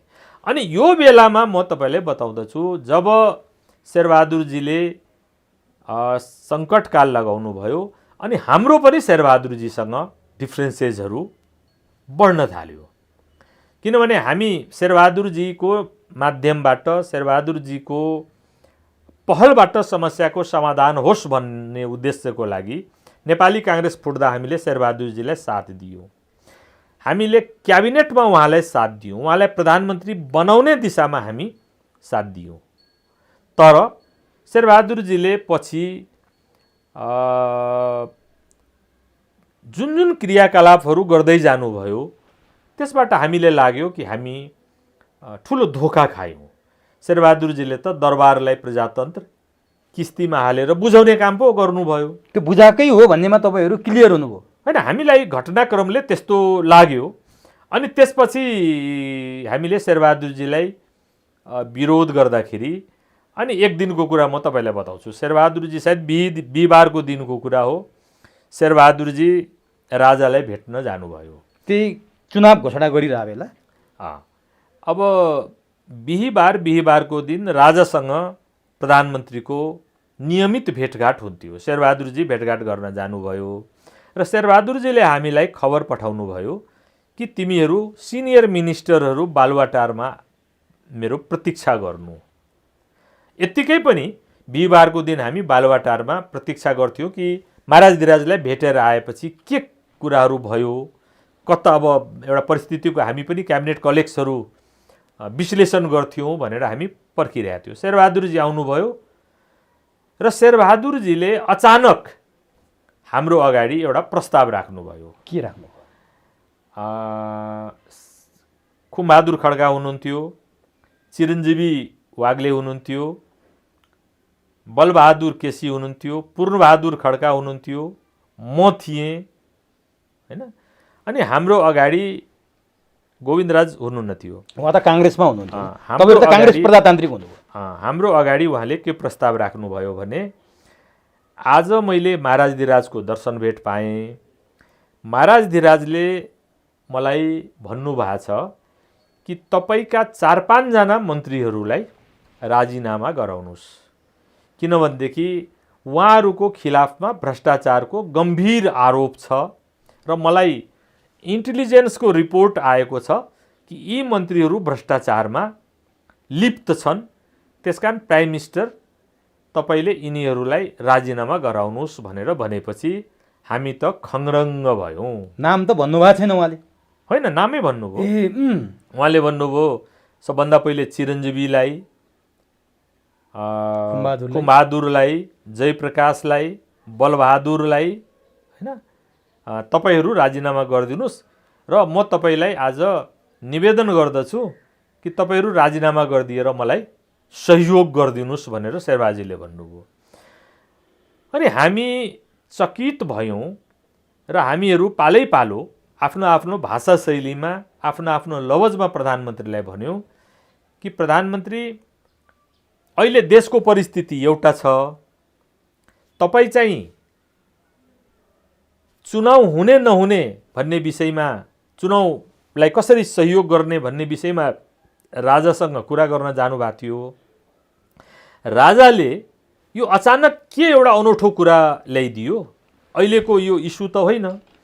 अनि शेरबहादुरजीले हामीलाई भन्नुभयो कि अब अरू कुरा मलाई थाहा छैन, इस्यु जेसुकै होस् हाम्रो बिचमा, तर राजाले यो कुरालाई इकको विषय बनाएका छन् कि यी मन्त्रीहरूले मेरो बदख्वाई गरेका छन्, सेनाको विरोध गर्छन्, राजाले माओवादीलाई मलजल दिएको भनेर भन्छन् तपाईका यी मन्त्रीहरू। त्यसकारण तपाईले यी मन्त्रीहरूलाई अवकाश दिनुस्, राजीनामा माग्नुस्। अनि चिरञ्जीवीजीले बडो अब चिरञ्जीवीजीमा एउटा फिलिङ थियो कि गिरिजाप्रसाद कोइरालासँग लडेको मान्छे त म पो हो त, मेरो लिगेसी पो शेरबहादुरले बोकेको हो त। त्यस कारणले यिनले त अब पहिले पार्टी फुटालेपछि नेपाली काङ्ग्रेसले 2 फ्याक बनाए, त्यसपछि गएर राजालाई सबै कुरा बुझाउँदैछन्। अब हामीहरू क्याबिनेटमा जो यिनलाई रोक्ने, यिनलाई अवरोध गर्ने थियौँ, अब हामीलाई यिनले छेउ किनारा लगाउनको लागि यिनले षड्यन्त्र गरे। राजाले भनेको छ वा छैन, तर यिनले हामीलाई चाहिँ अब किनारा गर्न लागे, हामीलाई डिस्क्रेडिट गरेर हाम्रो पोलिटिकल फ्युचर समाप्त गर्न लागे भनेर चिरञ्जीवीजी शेरबहादुरजीलाई बाजाबाज गर्नुभयो। शेरबहादुरजी जुरुक्क उठेर अङ्ग्रेजीमा भन्नुभयो कि मैले राजाको इच्छा तपाईँहरूलाई भने कि तपाईँहरू अब राजीनामा दिएर मलाई सहयोग गर्नुहोस् अथवा तपाईँहरू झ्यालखाना जानको लागि तयार हुनुहोस्। अनि हामी मन्त्री क्वार्टर गयौँ खुमबहादुरजीकोमा, सबै बाँकी मिनिस्टर्सहरू खुमबहादुरजीकोमा हामी गएर खुमबहादुरजीले प्रस्ताव राख्नुभयो कि म त सुरुदेखि नै मलाई डर लागिरहेको थियो शेरबहादुरजीप्रति। शेरबहादुरजी राजासँग मिल्नु भएको छ, अब शेरबहादुरजीले हामीलाई सखाप पार्न लाग्नुभयो, त्यसकारण म त राजीनामा दिन्छु भनेर भन्दाखेरि चिरञ्जीवीजीले, बलबहादुरले ठुलो पोजिसन लिए कि यो शेरबहादुरले प्रजातन्त्र खत्म गर्न लाग्यो, त्यसकारण शेरबहादुरजीले जे गर्न चाहन्छन् हामीले त्यसको मतियार बन्नु हुँदैन, हामी सहयोग गर्नु हुँदैन, हामी राजीनामा दिनु हुँदैन भन्ने कुरा त्यहाँ आयो। अनि राजीनामा हामी नदिने दिशामा दृढ भयौँ। त्यसको 3 दिनपछि सबैभन्दा पहिले अख्तियारले चिरञ्जीवीजीलाई पत्र काट्यो। अनि नभन्दै तपाईलाई चिरञ्जीवीजीलाई अख्तियारले पत्र काट्यो। अब अरू मन्त्रीहरू पनि भ्रष्टाचारको घेरामा परे भनेर दरबारसँग सम्बन्धित टेलिभिजन, त्यतिखेरको स्पेस टाइम नेटवर्क थियो, त्यसले चाहिँ ठुलो न्युज बनाउन थाल्यो। केही प्रिन्ट मिडियाहरू त्यतिखेरका जो दरबारसँग सम्बन्धित थियो यो इस्यु ल्याए। अचानक त्यतिखेर कुबेर शर्माहरू, मोहन निरौलाहरू अथवा अरू पनि केही अभियन्ताहरू थिए त्यतिखेर भ्रष्टाचार विरोधका, उनीहरू तुरुन्तै त्यसपछि तपाईँलाई ठाउँ ठाउँमा चाहिँ तपाईँलाई जुलुस नारा निकालेर मन्त्रीहरूलाई झ्यालखाना पठाउनुपर्छ, अख्तियार के हेरेर बसेको छ, हुँदा यही क्रममा तपाईँलाई रोयल टेकओभर भयो। अनि रोयल टेकओभर भएको राति, आज रोयल टेकओभर भयो 11 बजे, म सञ्चार मन्त्री थिएँ। अनि तपाईँले राजीनामा दिनुभएको थिएन। अनि भोलिपल्ट बिहान हामी शेरबहादुरजी कहाँ गयौँ। शेरबहादुरजीले सबै परिस्थिति सुनाउनु भयो। हामीले पनि शेरबहादुरजीलाई भन्यौँ कि तपाईँले त अब हामी भन्दै थियो, तपाईँले त सत्यानाश गर्नुभयो, राजालाई सबै कुरा बुझाउनु भयो। त्यहाँबाट फर्केर घर आउँदाखेरि त मेरो यही घरलाई जहाँ बसेर तपाईँ र म इन्टरभ्यू दिइरहेको छु, यसलाई चारैतिरबाट प्लेन क्लथको पुलिसहरू आएर घेरे। राजेन्द्र के एकजना त्यतिखेरको हुनुहुन्थ्यो, राजेन्द्र बहादुर शाह होइन, एकजनाको डिआइजी हुनुहुन्थ्यो है, अहिले म नाम बिर्सेँ, उनको कमान्डमा या मेरो घर घेरे होइन। भन्दाखेरि अहिले हामीलाई भ्रष्टाचारको मुद्दा चल्दाखेरि यो तथ्यहरू मान्छेले बुझेको छैन। के तपाईँहरू साँच्चीकै राजाको विरोध गरेकै कारण हो कि भ्रष्टाचार गरेको कारण भ्रष्टाचार विरुद्ध? हेर्नुहोस्, अब भ्रष्टाचार गरेको बारेमा त अब छानबिन भएकै छ होइन, त्यो आफ्नो एउटा तथ्य छ। तर हामी कसरी परिबन्धमा पर्यौँ यसको विस्तृत चर्चा विवेक शाहले, राजाको त्यतिखेरका दरबार सैनिक पार्श्ववर्तीले मैले देखेको दरबारमा पनि यस कुराको उल्लेख छ। र उहाँले एक ठाउँमा त के भन्नुभएको छ भनेदेखि यी सब परिस्थितिमा अख्तियारका प्रमुख सूर्यनाथ उपाध्यायलाई महाराजधिराजबाट दर्शन भेट भयो र मलाई अब लागेको छ कि केही नेताहरूलाई अब अख्तियारद्वारा घेरामा हाल्ने काम हुनेछ र त्यसपछि उहाँले मेरो चर्चा गर्नुभएको छ मैले देखेको दरबारमा कि जयप्रकाश गुप्ता निरन्तर राजाको विरोधमा बोलिरहेका छन्, सेनाको विरोधमा बोलिरहेको छ। गोविन्दराज जोशी राजाको विरोधमा बोलिरहेका छन्, सेनाको विरोधमा बोलिरहेका छन्। खुमबहादुर खड्का ले दर्शन भेटको लागि इच्छा व्यक्त गर्नुभयो, तर राजाले यो त हाम्रो विरोधी मान्छे हो भनेर खुमबहादुर खड्कालाई दर्शन भेट नदिने सोच बनाइ बक्सेको छ। यी सबै कुराहरू तपाईको एउटा अनजान व्यक्ति अथवा यी सब परिदृश्यमा नरहेका व्यक्तिले भनेको भए तपाईले पत्याउने ठाउँ हुन्थ्यो, तर यो परिबन्ध हो। तर नि जयप्रकाश प्रसाद गुप्ता, खुमबहादुर खड्का, चिरञ्जीवी वाग्ले, गोविन्दराज जोशीको त अहिले अझै यो सकिएको छैन। गोविन्दराज जोशी तपाईहरू मात्रै तारो बन्नुको कारण नि, अरू पनि मन्त्री थिए त शेरबहादुरको क्याबिनेटमा, अरूले राजाको विरोध गर्थेनन्। हेर्नुहोस्, एक्सन भनेको प्रतीकात्मक हुन्छ। यो तपाईलाई पिन पोइन्ट गर्ने भन्छ नि। तारो शब्द कसरी आयो? 1000 चरा हुन्छन् तर 5 वटालाई तारो बनाइन्छ। त्यसै प्रकारले त्यतिखेर हामीहरू मुखर थियौँ। तर अलि हाइफाई पनि तपाईहरुको त भ्रष्टाचार गरे जस्तो त देखिन्थ्यो नि बाहिर, प्रभाव पनि पार्टीमा त्यस्तै। मलाई थाहा छैन हैन। चिरञ्जीवीजी उपर सबैभन्दा ठुलो भ्रष्टाचारको आरोप के थियो भनेदेखि उनले टेलिफोन बेचे भनेर हैन। तर टेलिफोन बेचे भनेर त चिरञ्जीवीजीलाई झ्यालखाना हालिएन। म उपर शाही सत्ताको समयमा 13 वटा विषयमा छानबिन भयो। स्वयं अख्तियारका त्यतिखेरका सर्वशक्तिमान प्रमुख आयुक्त सूर्यनाथले कान्तिपुरलाई टेलिभिजनको लाइसेन्स दिएको, त्यो फ्रिक्वेन्सीमा पनि तपाईको नाम जोडिन्छ। मोबाइल फोनको आयात गरेको हैन, स्मार्टफोन ल्याउन लागेको 13 वटा विषयमा छानबिन गर्यो। तर कुनै पनि विषयमा म माथि अपराध सिद्ध गर्न सकेन, भ्रष्टाचार सिद्ध गर्न सकेन। अन्तिममा कान्तिपुर टेलिभिजनलाई मैले लाइसेन्स दिएको भन्ने विषयमा मुद्दा चलाए। त्यो मुद्दामा अदालतले मलाई 1 लाख रुपैयाँ धरोटीमा छोडिदियो र 1 लाख रुपैयाँ धरोटी निर्क्यौल गर्दाखेरि अदालतले भन्यो कि आरोपमा कुनै दम छैन, कहीँ पनि यो आरोप सिद्ध हुँदैन, त्यसकारणले हामी झ्यालखानामा राख्न सक्दैनौँ। 1 लाखको धरोटी दियो। 1 लाखको धरोटीमा जब म रिहा भएँ त्यसको 6 महिनापछि जब म फेरि सक्रिय भएँ अनि शाही सत्ताकै समयमा त्यसको 6 महिनापछि फेरि मलाई अकुत सम्पत्तिमा मुद्दा चलाए र जसको बारेमा म बराबर भन्दै पनि आएको छु कि फेरि मलाई दोहोऱ्याएर पहिले 3 महिना जेलमा राखे, त्यसपछि फेरि मलाई समाते र अख्तियारका आयुक्तहरू भन्दै हिँडे कि होइन यो अख्तियारलाई बडो इम्बेरेसिङ भएको छ, हामीले उनी उपर कुनै ठोस मुद्दा सिद्ध गर्न सकेनौँ, तर हामी फेरि सम्पत्ति मूल्याङ्कनको अनुसन्धान गर्दैछौँ भनेर म माथि सम्पत्ति अकुत सम्पत्ति जसलाई भन्छ नि, अकुत सम्पत्तिको मुद्दा चलायो र आरोप के दियो भनेदेखि जयप्रकाश गुप्ताको आयभन्दा 2 करोडको बढी सम्पत्ति छ। 2 करोडको उसको आम्दानी भन्दा उसको स्रोत भन्दा 2 करोडको सम्पत्ति छ भनेर म माथि फेरि त्यही विशेष अदालतमा मुद्दा चलायो।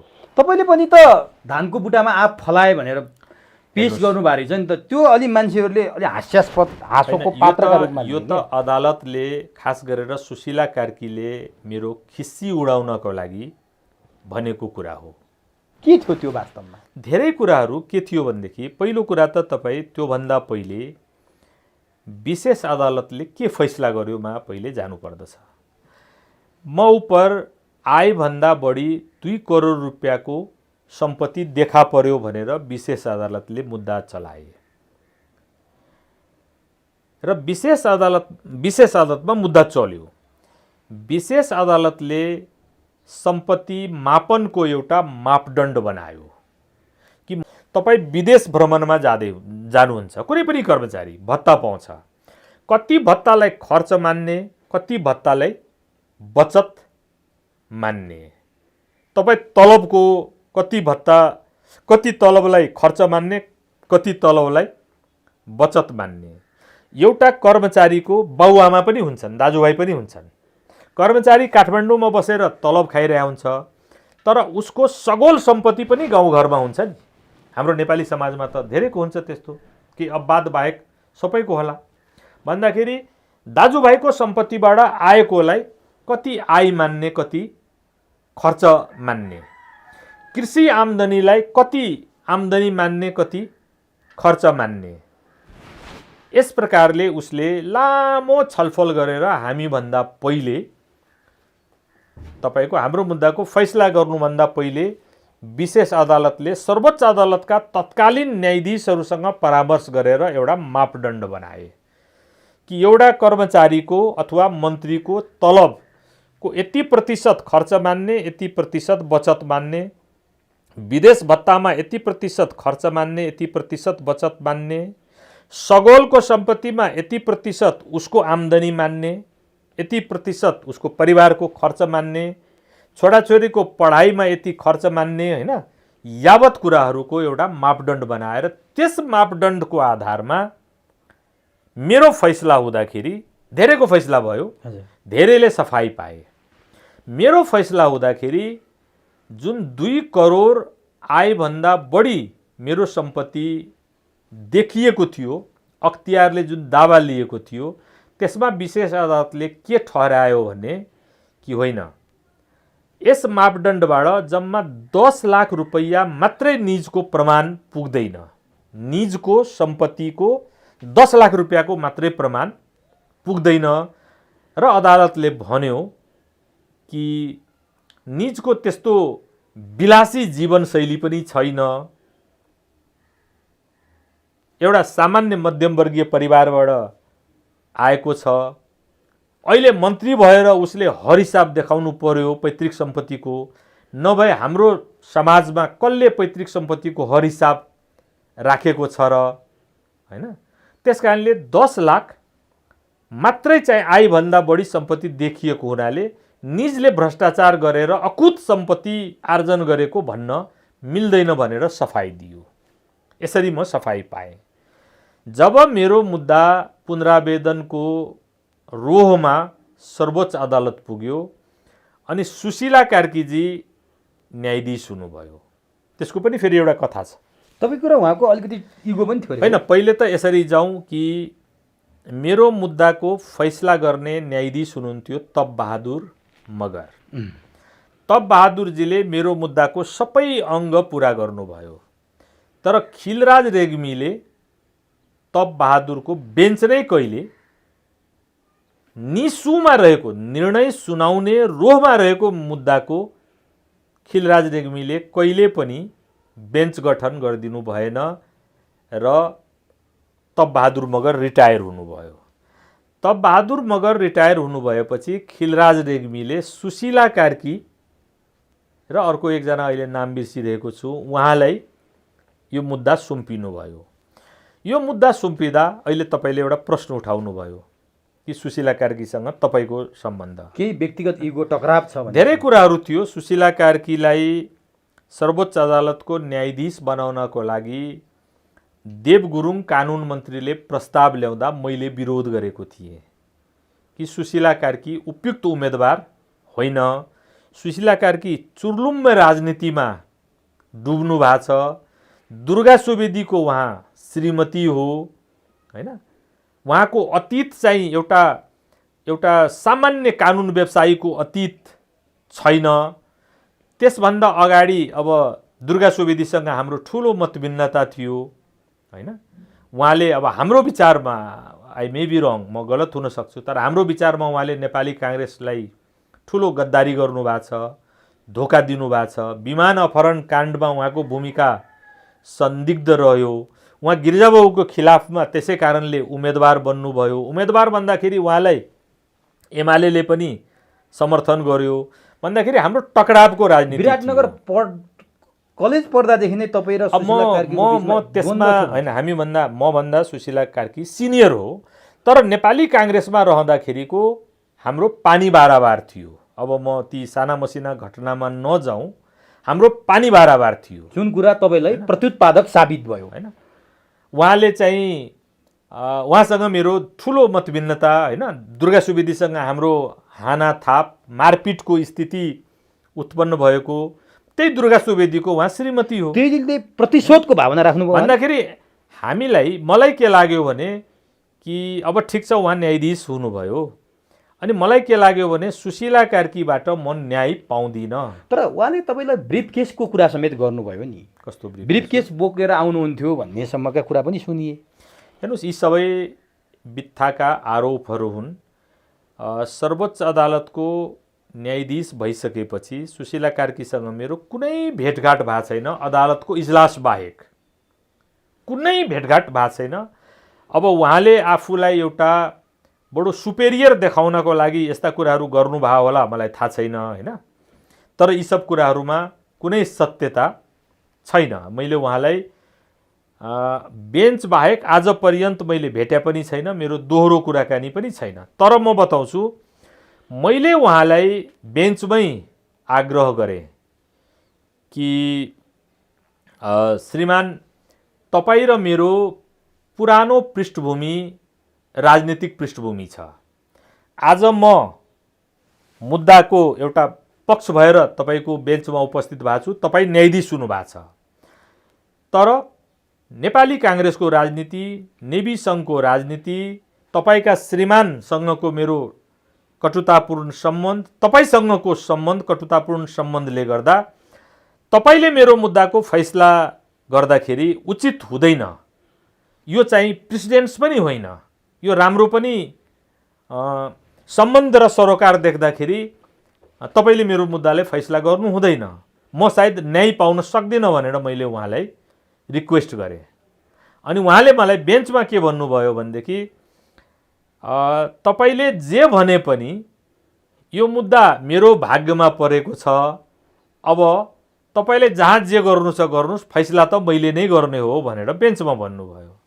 अनि मेरा वकिलहरूले मलाई बताउनु भयो कि तपाईँ अब यो कुरालाई नउठाउनुहोस्, किनभनेदेखि अझ एन्टागोनाइज, अझ तपाईँलाई विरोधी हुने सम्भावना छ। तपाईँले यो कुरा नउठाएको भए सायद उहाँले प्रतिशोधको भावनाले हेर्नु, मलाई थाहा छैन। तर अदालतमा यो त एउटा सामान्य प्रक्रिया हो।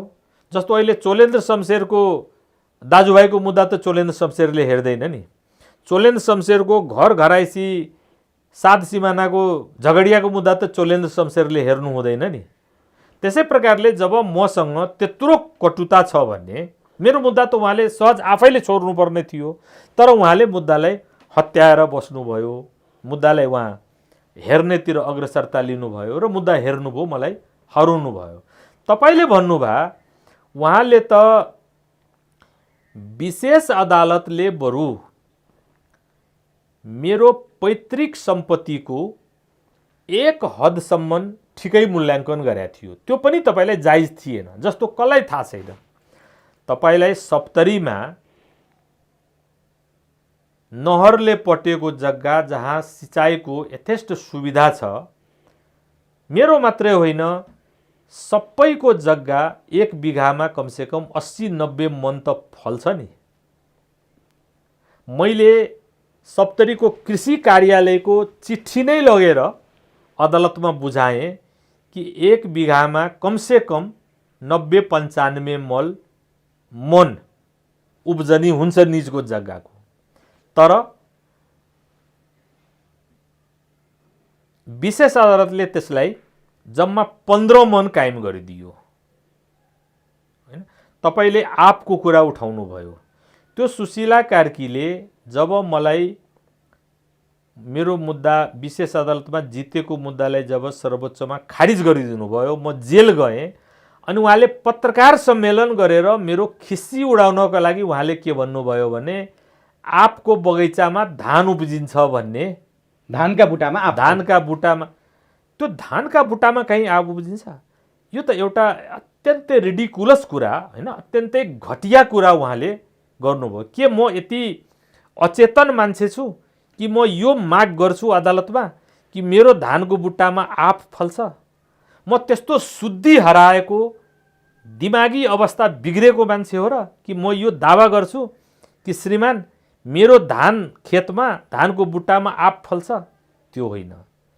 के थियो भनेदेखि मेरो धानको 15-16 बिघा धान खेतीमा आँपको रुखहरू पनि थियो र त्यसमा आँप पनि फल्दथ्यो। म आजै पनि तपाईलाई देखाउन सक्छु। तपाईँ यदि मसँग मेरो जिल्ला जानुभयो भने यसैपालि म 12-14 लाख रुपियाँको आँप त्यहाँ बेचेको छु। त्यतिखेर 7 लाख रुपियाँको आँप मैले बेचेको थिएँ हैन। मैले यसलाई पनि मेरो आयमा, मेरो आम्दानीमा तपाईले गणना गरिदिनुपर्छ भन्दाखेरि उहाँ एउटा मान्छे जो जेल गइसकेको छ, जो दिल्ली बजार पुगिसकेको छ, त्यसलाई तल देखाउनको लागि सुशीला कार्कीले पत्रकार सम्मेलन गरेर आँपको बुट्टा धानको बुट्टामा आँप फल्छ भन्ने क्लेम गर्दाखेरि अदालतले कसरी मान्ने भनेर भन्नुभयो र पत्रकारहरू तपाईलाई खितखित हाँस्नुपर्ने अवस्था हो त्यो। किनभनेदेखि म जेल गएको थिएँ हैन। तपाईले कुनै न्यायाधीशलाई आफूले गरेको यस्तो मुद्दाको फैसलामा पत्रकार सम्मेलन गरेर अभियुक्तलाई गिज्याएको देख्नु भएको छ? यसको उदाहरण छैन। तर उहाँले त्यसो गर्नुभयो भनेपछि तपाईलाई प्रतिशोधको भावले फसाइयो भन्ने तपाईको त्यति अदालतले सफाई दिइसकेको थियो। त्यति मात्रै होइन, विशेष अदालतले सफाई दियो। सुशीलाजीले आफ्नो बेन्चमा मुद्दालाई राखेर विशेष अदालतको फैसलालाई उल्टी गरिदिनु भयो। त्यति मात्रै होइन, म अर्को कुरा तपाईलाई बताउँदैछु। म जेलबाटै सर्वोच्च अदालतमा संविधानमा व्यवस्था भए अनुसार मैले पुनरावलोकनको लागि निवेदन दिएँ। तत्कालीन प्रधान न्यायाधीश दामोदर शर्माजीले उहाँले 3टा न्यायाधीशको एउटा बेन्च गठन गरिदिनु भयो, 3टा न्यायाधीशको। र त्यो बेन्चमा मेरो पुनरावलोकनको विषय प्रवेश गर्यो। त्यो एउटा कानुनी व्यवस्था थियो, सबैलाई त्यो सुविधा प्राप्त हुन्छ। अनि 3टा न्यायाधीशको बेन्चमा व्यापक छलफलपछि 3टा न्यायाधीशले के निर्णय गरे भनेदेखि जयप्रकाश गुप्ताको मुद्दालाई सर्वोच्च अदालतले उल्टी गर्दाखेरि कानुनको गम्भीर उल्लङ्घन भएको छ, कानुनी प्रावधानहरूलाई हेक्का राखिएको छैन र स्वेच्छाचारी रूपले निर्णय गरेको देखिन्छ। त्यसकारण निजलाई निस्साथ दिइन्छ। निस्साथ दिने भनेको कानुनी टर्ममा तपाईको सर्वोच्चले यसअघि गरेको फैसला गलत हो, त्यसकारण अब यो फैसला फेरि पुनरावलोकन हुन्छ र नयाँ तरिकाबाट तपाईको मुद्दाको फेरि तपाईको छानबिन हुन्छ अथवा अदालतमा परीक्षण हुन्छ भन्ने कुरोलाई अदालती भाषामा निस्सा भनिन्छ। मलाई निस्सा दिइयो। मलाई निस्सा दिइसकेपछि त्यतिखेर अदालतको एउटा प्रावधान के थियो भनेदेखि यो सर्वोच्च अदालत नियमावलीमा पञ्चायतको बेलादेखि एउटा प्रावधान कायम रहेर आएको थियो। पञ्चायतको बेलादेखि त्यो प्रावधान के थियो भनेदेखि निस्सा दिनु भनेको एक्सेप्सनल हो। जब गम्भीर कानुनी वा संवैधानिक त्रुटि कुनै मुद्दामा हुँदैन, निस्सा दिइदैन।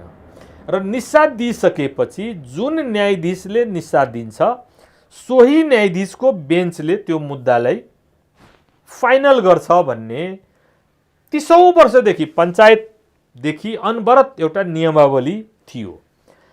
अनि अब सुशीलाजी प्रधान न्यायाधीश हुनुभयो। मेरो निस्साको पुनरावलोकन चल्दैछ सर्वोच्च अदालतमा। सुशीला कार्कीजी प्रधान न्यायाधीश हुनुभएपछि उहाँ न्याय परिषदको अध्यक्ष पनि हुनुभयो। अनि उहाँले 30औं-40औं वर्षदेखि चलिआएको त्यो प्रावधानलाई बदलिदिनु भयो। जुन न्यायाधीशले पुनरावलोकनको निस्सा दिन्छ सोही न्यायाधीशले अथवा त्यो न्यायाधीश मध्ये कुनै न्यायाधीशको मृत्यु भएमा अथवा कुनै कारणले पद रिक्त भएमा मात्रै त्यसमा अर्को न्यायाधीश जान्छ। अन्यथा त्यही न्यायाधीशले हेर्ने व्यवस्थालाई उहाँले के गर्नुभयो भनेदेखि नियमावलीमै परिवर्तन गरिदिनु भयो र नियमावलीमा परिवर्तन गरेर के गरिदिनु भयो भने प्रधान न्यायाधीशले तोकेको इजलासमा पुनरावलोकनको मुद्दा पेशी हुन्छ भनेर अनि उहाँले फेरि 3टा न्यायाधीश पुरानो निस्सा दिने न्यायाधीशले हटाएर अनि 3टा न्यायाधीश उहाँले तोकिदिनु भयो र मेरो अङ्ग नपुगेको मुद्दालाई 1 घण्टाभित्र बद्रीबहादुर कार्कीदेखि लिएर सारा सतीश कृष्ण खरेल, सारा रामकृष्ण निराला, परशुराम कोइराला, इभेन तपाईँलाई म एउटा इन्ट्रेस्टिङ कुरा बताउँछु कि महान्यायाधिवक्ताले पनि आफ्नो असन्तुष्टि जनाउनु भयो कि यस्तो मुद्दालाई जसको पुरै पुनरावलोकन गर्नुपर्दछ, पुरै तथ्यको रोहमा गएर रिभिजिट गर्नुपर्दछ, यसरी 1 घण्टामा त फैसला सुनाउन उचित हुँदैन भन्दा भन्दै मेरो निस्सालाई निरस्त गरिदियो, मेरो निस्सालाई समाप्त गरिदियो। त्यो विकल्प पनि सक्यो तपाईँको भन्दाखेरि अब एउटा प्रधान न्यायाधीशले आफ्नो कोर्टमा आएको मुद्दासँग पूर्वाग्रहको कारणले यदि यस्तो दृष्टिकोण राख्दछ भनेदेखि म एउटा नागरिक जो तपाईलाई जेल परेर बाहिर आएको छ, मैले कहाँ गएर गुहार्ने, कहाँ गएर मैले न्याय माग्ने? अब नि यो त तपाईँको अदालती प्रक्रियाबाट तपाईँको ढोका बन्द भयो। अब केही छिद्र बाँकी होला, त्यो म अन्तिममा सोधौँला। तपाईँ अघि मैले सुरुमा सोधेको थिएँ, गिरिजाप्रसाद कोइरालाको नजिकको मान्छे भन्नेहरू भन्छन् चाहेको भए गिरिजाप्रसाद कोइरालाले खुम्बहादुर खड्का, गोविन्दराज जोशी, जेपी गुप्ता, चिरञ्जीवी वाग्री सबैलाई जोगाउन सक्नुहुन्थ्यो। उहाँले नचाहँदा तपाईँहरू चाहिँ आज यो अवस्थामा पुग्नुभयो भन्छन्। के थियो त्यो? एकदमै सानो एउटा कुरा भन्न चाहन्छु, सायद तपाईँको जिज्ञासाको जवाब त्यहाँबाट पाइएला। माओवादी जनयुद्धमा सजाय तोकिएका असङ्ख्य मानिसहरू जेलमा थिए, असङ्ख्य नभनौँ हजारौँ मानिसहरू जेलमा थिए। सङ्गीन अपराध, मानवता विरुद्धको अपराधमा मुद्दा चलेका मानिसहरू जेलमा थिए, मुद्दा चलिरहेको थियो, विचाराधीन मुद्दा थियो। तर जब 12 बुँदे समझदारी भयो, एउटा निर्णयबाट सबैको मुद्दा फिर्ता लिइयो, सबैको मुद्दा फिर्ता लियो नि त। आखिर ती त सरकारवादी मुद्दाहरू थिए, सबैका मुद्दा फिर्ता भयो। माओवादीहरू जसले एउटा यात्रु बसमा 40 जना मान्छेलाई बादरमुडेमा बम ब्लास्ट गरेर मारे, जसले प्रधान न्यायाधीशको गाडीमा तपाईँको विस्फोट गरे, के गरे अब मैले भनिराख्नु जरुरी छैन। ती मुद्दामा संलग्न व्यक्तिहरू कोही सजाय पाएका थिए, ऊ छुटे, कसैको मुद्दा विचाराधीन थियो, ऊ छुट्यो, कोही पुनरावेदनको रोहमा थियो। एउटै मन्त्री परिषदको निर्णयले सबैको मुद्दा खारिज गर्यो। हामी गिरिजाबाबुलाई थाहा त थियो नि कि शाही सत्तामा हामी उपर मुद्दा चलेको, र अघि मैले तपाईलाई जुन बेली विस्तारले भने सायद योभन्दा धेरै बढी कुरा त गिरिजाबाबुलाई थाहा थियो। मैले गिरिजाबाबुलाई भेटेर भने कि गिरिजाबाबु, राजाद्वारा शाही सत्ताको समयमा राजनीतिक प्रतिशोधको लागि पनि गलत देखाउनको लागि र संसदीय व्यवस्थालाई पनि गलत देखाउनको लागि हामी उपर मुद्दा चलाइया हो। त्यसपछि अब तैपनि मैले यो मुद्दा तपाईलाई अब उसबाट के अरे विशेष अदालतबाट जितेको हुँ। गोविन्दराजजीको मुद्दा अन्डर ट्रायल छ, तपाईसँगै गोविन्दजी हुनुहुन्छ। खुमबहादुरजी नेपाली काङ्ग्रेसको एउटा हस्ती हो। चिरञ्जीवीजीसँग तपाईँको मतभिन्नता होला, तर चिरञ्जीवीजीको व्यक्तित्वको निर्माण पनि नेपाली काङ्ग्रेसको कारणले भएको छ। अत्यन्तै विषम परिस्थितिमा हामीहरू सधैँ नेपाली काङ्ग्रेसलाई जित दिलाउने मान्छेहरू हौँ।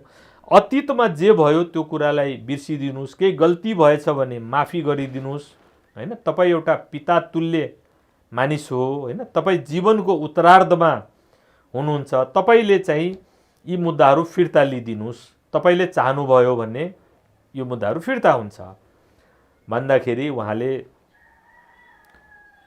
अब तिम्रो मात्रै कुरा होइन, अरू पनि छन् हैन, अरूहरू त मेरो विरोधी जस्तो मेरो अगाडि उभिएका छन्।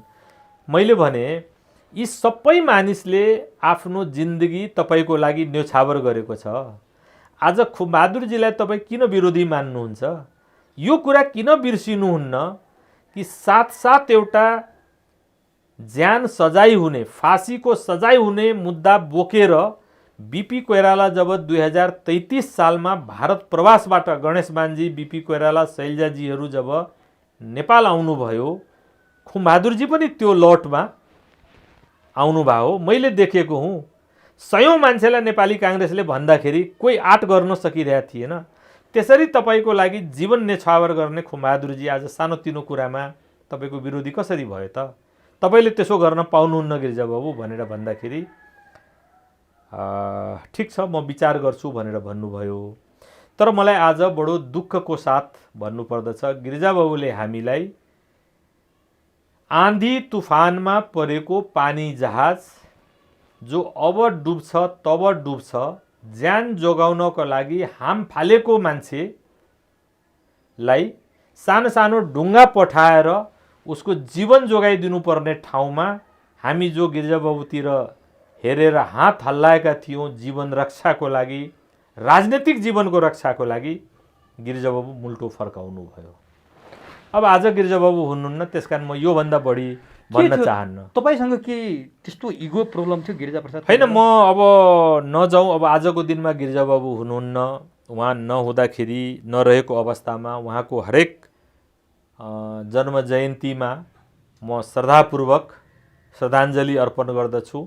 अब उहाँले केही सोच्नुभयो होला, मलाई थाहा छैन। के तपाईँ गिरिजाप्रसादसित नजिक हुनुहुन्थ्यो, काङ्ग्रेस प्रजातान्त्रिकमा लाग्नुभयो, त्यसपछि काङ्ग्रेस प्रजातान्त्रिक पछि राजाले टेक ओभर गरेपछि 62-63 को आन्दोलनसम्म तपाईँ काङ्ग्रेस प्रजातान्त्रिकमा पनि त्यति सक्रिय देखिनु भएन। के कतै काङ्ग्रेस मिल्न आउँदा पनि तपाईँ त्यति सक्रिय भएर आउनु भएन र अन्तिममा जति बेला क्षेत्रीय पार्टीहरूको लहर चलेको थियो, तपाईँ तराई मधेस लोकतान्त्रिक पार्टीको विधान लेख्नुभएछ।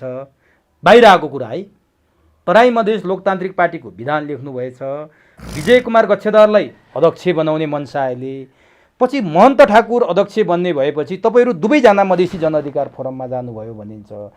त्यो बेला तपाईँहरूले अघि भन्नुभयो नि, दुर्गा सुवेदीले काङ्ग्रेसलाई त्यत्रो घात गरे, काङ्ग्रेसको लागि हामी लड्यौँ, उनको तर्फबाट त्यो प्लेन हाइज्याकको बेला पनि त्यस्तै संदिग्ध कुरा छ, पछि उम्मेदवार उठेर पनि त्यस्तै गरे भनेर तपाईँको त्यति मन रुने मान्छे नि, जीवनभर नेपाली काङ्ग्रेस भएर बसेको मान्छे, क्षेत्रीय पार्टीहरू खुल्दाखेरि चटक्कै गिरिजाप्रसाद कोइरालाहरूलाई छोडेर तपाईँ तमलोपाको विधान लेख्न किन जानुभयो? हेर्नुहोस् के भयो भने, अब म प्रजातान्त्रिक काङ्ग्रेसमा गएँ शेरबहादुरजीसँगै। पछि पार्टी त मिल्यो होइन, म प्रजातान्त्रिक काङ्ग्रेसमा गएँ, तर शेरबहादुरजीसँग पनि हाम्रो क्याबिनेटमा रहँदा रहँदै पनि सहमति भएन। मैले यो कुरा अघि विस्तृत रूपमा भनिसकेको छु। उहाँले प्रजातन्त्रलाई, संसदीय व्यवस्थालाई दरबार सम्मुख लगेर बुझाउनु भयो, हाम्रो यो आरोप थियो। त्यसपछि शेरबहादुरजीसँग लाग्नु मेरो लागि एउटा पछुतो भयो र म शेरबहादुरजीसँग त्यसपछि रहिनँ। शाही सत्ता समाप्त भइसके, के अरे शेरबहादुरजी प्रधानमन्त्रीबाट हटिसकेपछि हामीमाथि मुद्दा लाग्यो, म जेल गएँ। शेरबहादुरजी जेलमा भेट्न पनि आउनुभयो, म अनुग्रहित छु त्यसको लागि, तर म उहाँसँग त्यसपछि लागिनँ। त्यसपछि नेपाली काङ्ग्रेसमा एकता भयो। नेपाली काङ्ग्रेस दुईटै शेरबहादुरले छोडेपछि चाहिँ कता लाग्नुभयो? होइन, म नेपाली काङ्ग्रेसमै थिएँ, म कतै लागिनँ। नेपाली काङ्ग्रेसमै हुनु? नेपाली काङ्ग्रेसमै थिएँ होइन, तर सक्रिय र तर म होइन, मुद्दा पऱ्यो नि त म माथि भ्रष्टाचारको मुद्दा लाग्यो होइन, म जेल परेँ, जेलबाट म छुटेँ दरोटीमा भन्दाखेरि म चाहिँ निराश पनि भएँ होला सायद होइन, अनि म नेपाली काङ्ग्रेसमा सक्रिय भइनँ। त्यसपछि तपाईँलाई दोस्रो जनआन्दोलन भयो र दोस्रो जनआन्दोलनमा 56 सालको प्रतिनिधि सभाको पुनर्स्थापन भयो। पुनर्स्थापन हुँदा त म फेरि तपाईँलाई नेपाली काङ्ग्रेसको सांसद भएँ, अनि सांसद भएर म नेपाली काङ्ग्रेसको संसदीय दलको सबै बैठकहरू एटेन्ड गरेँ। अनि त्यही बेलामा तपाईँलाई अब पहिलो मधेस आन्दोलन भयो।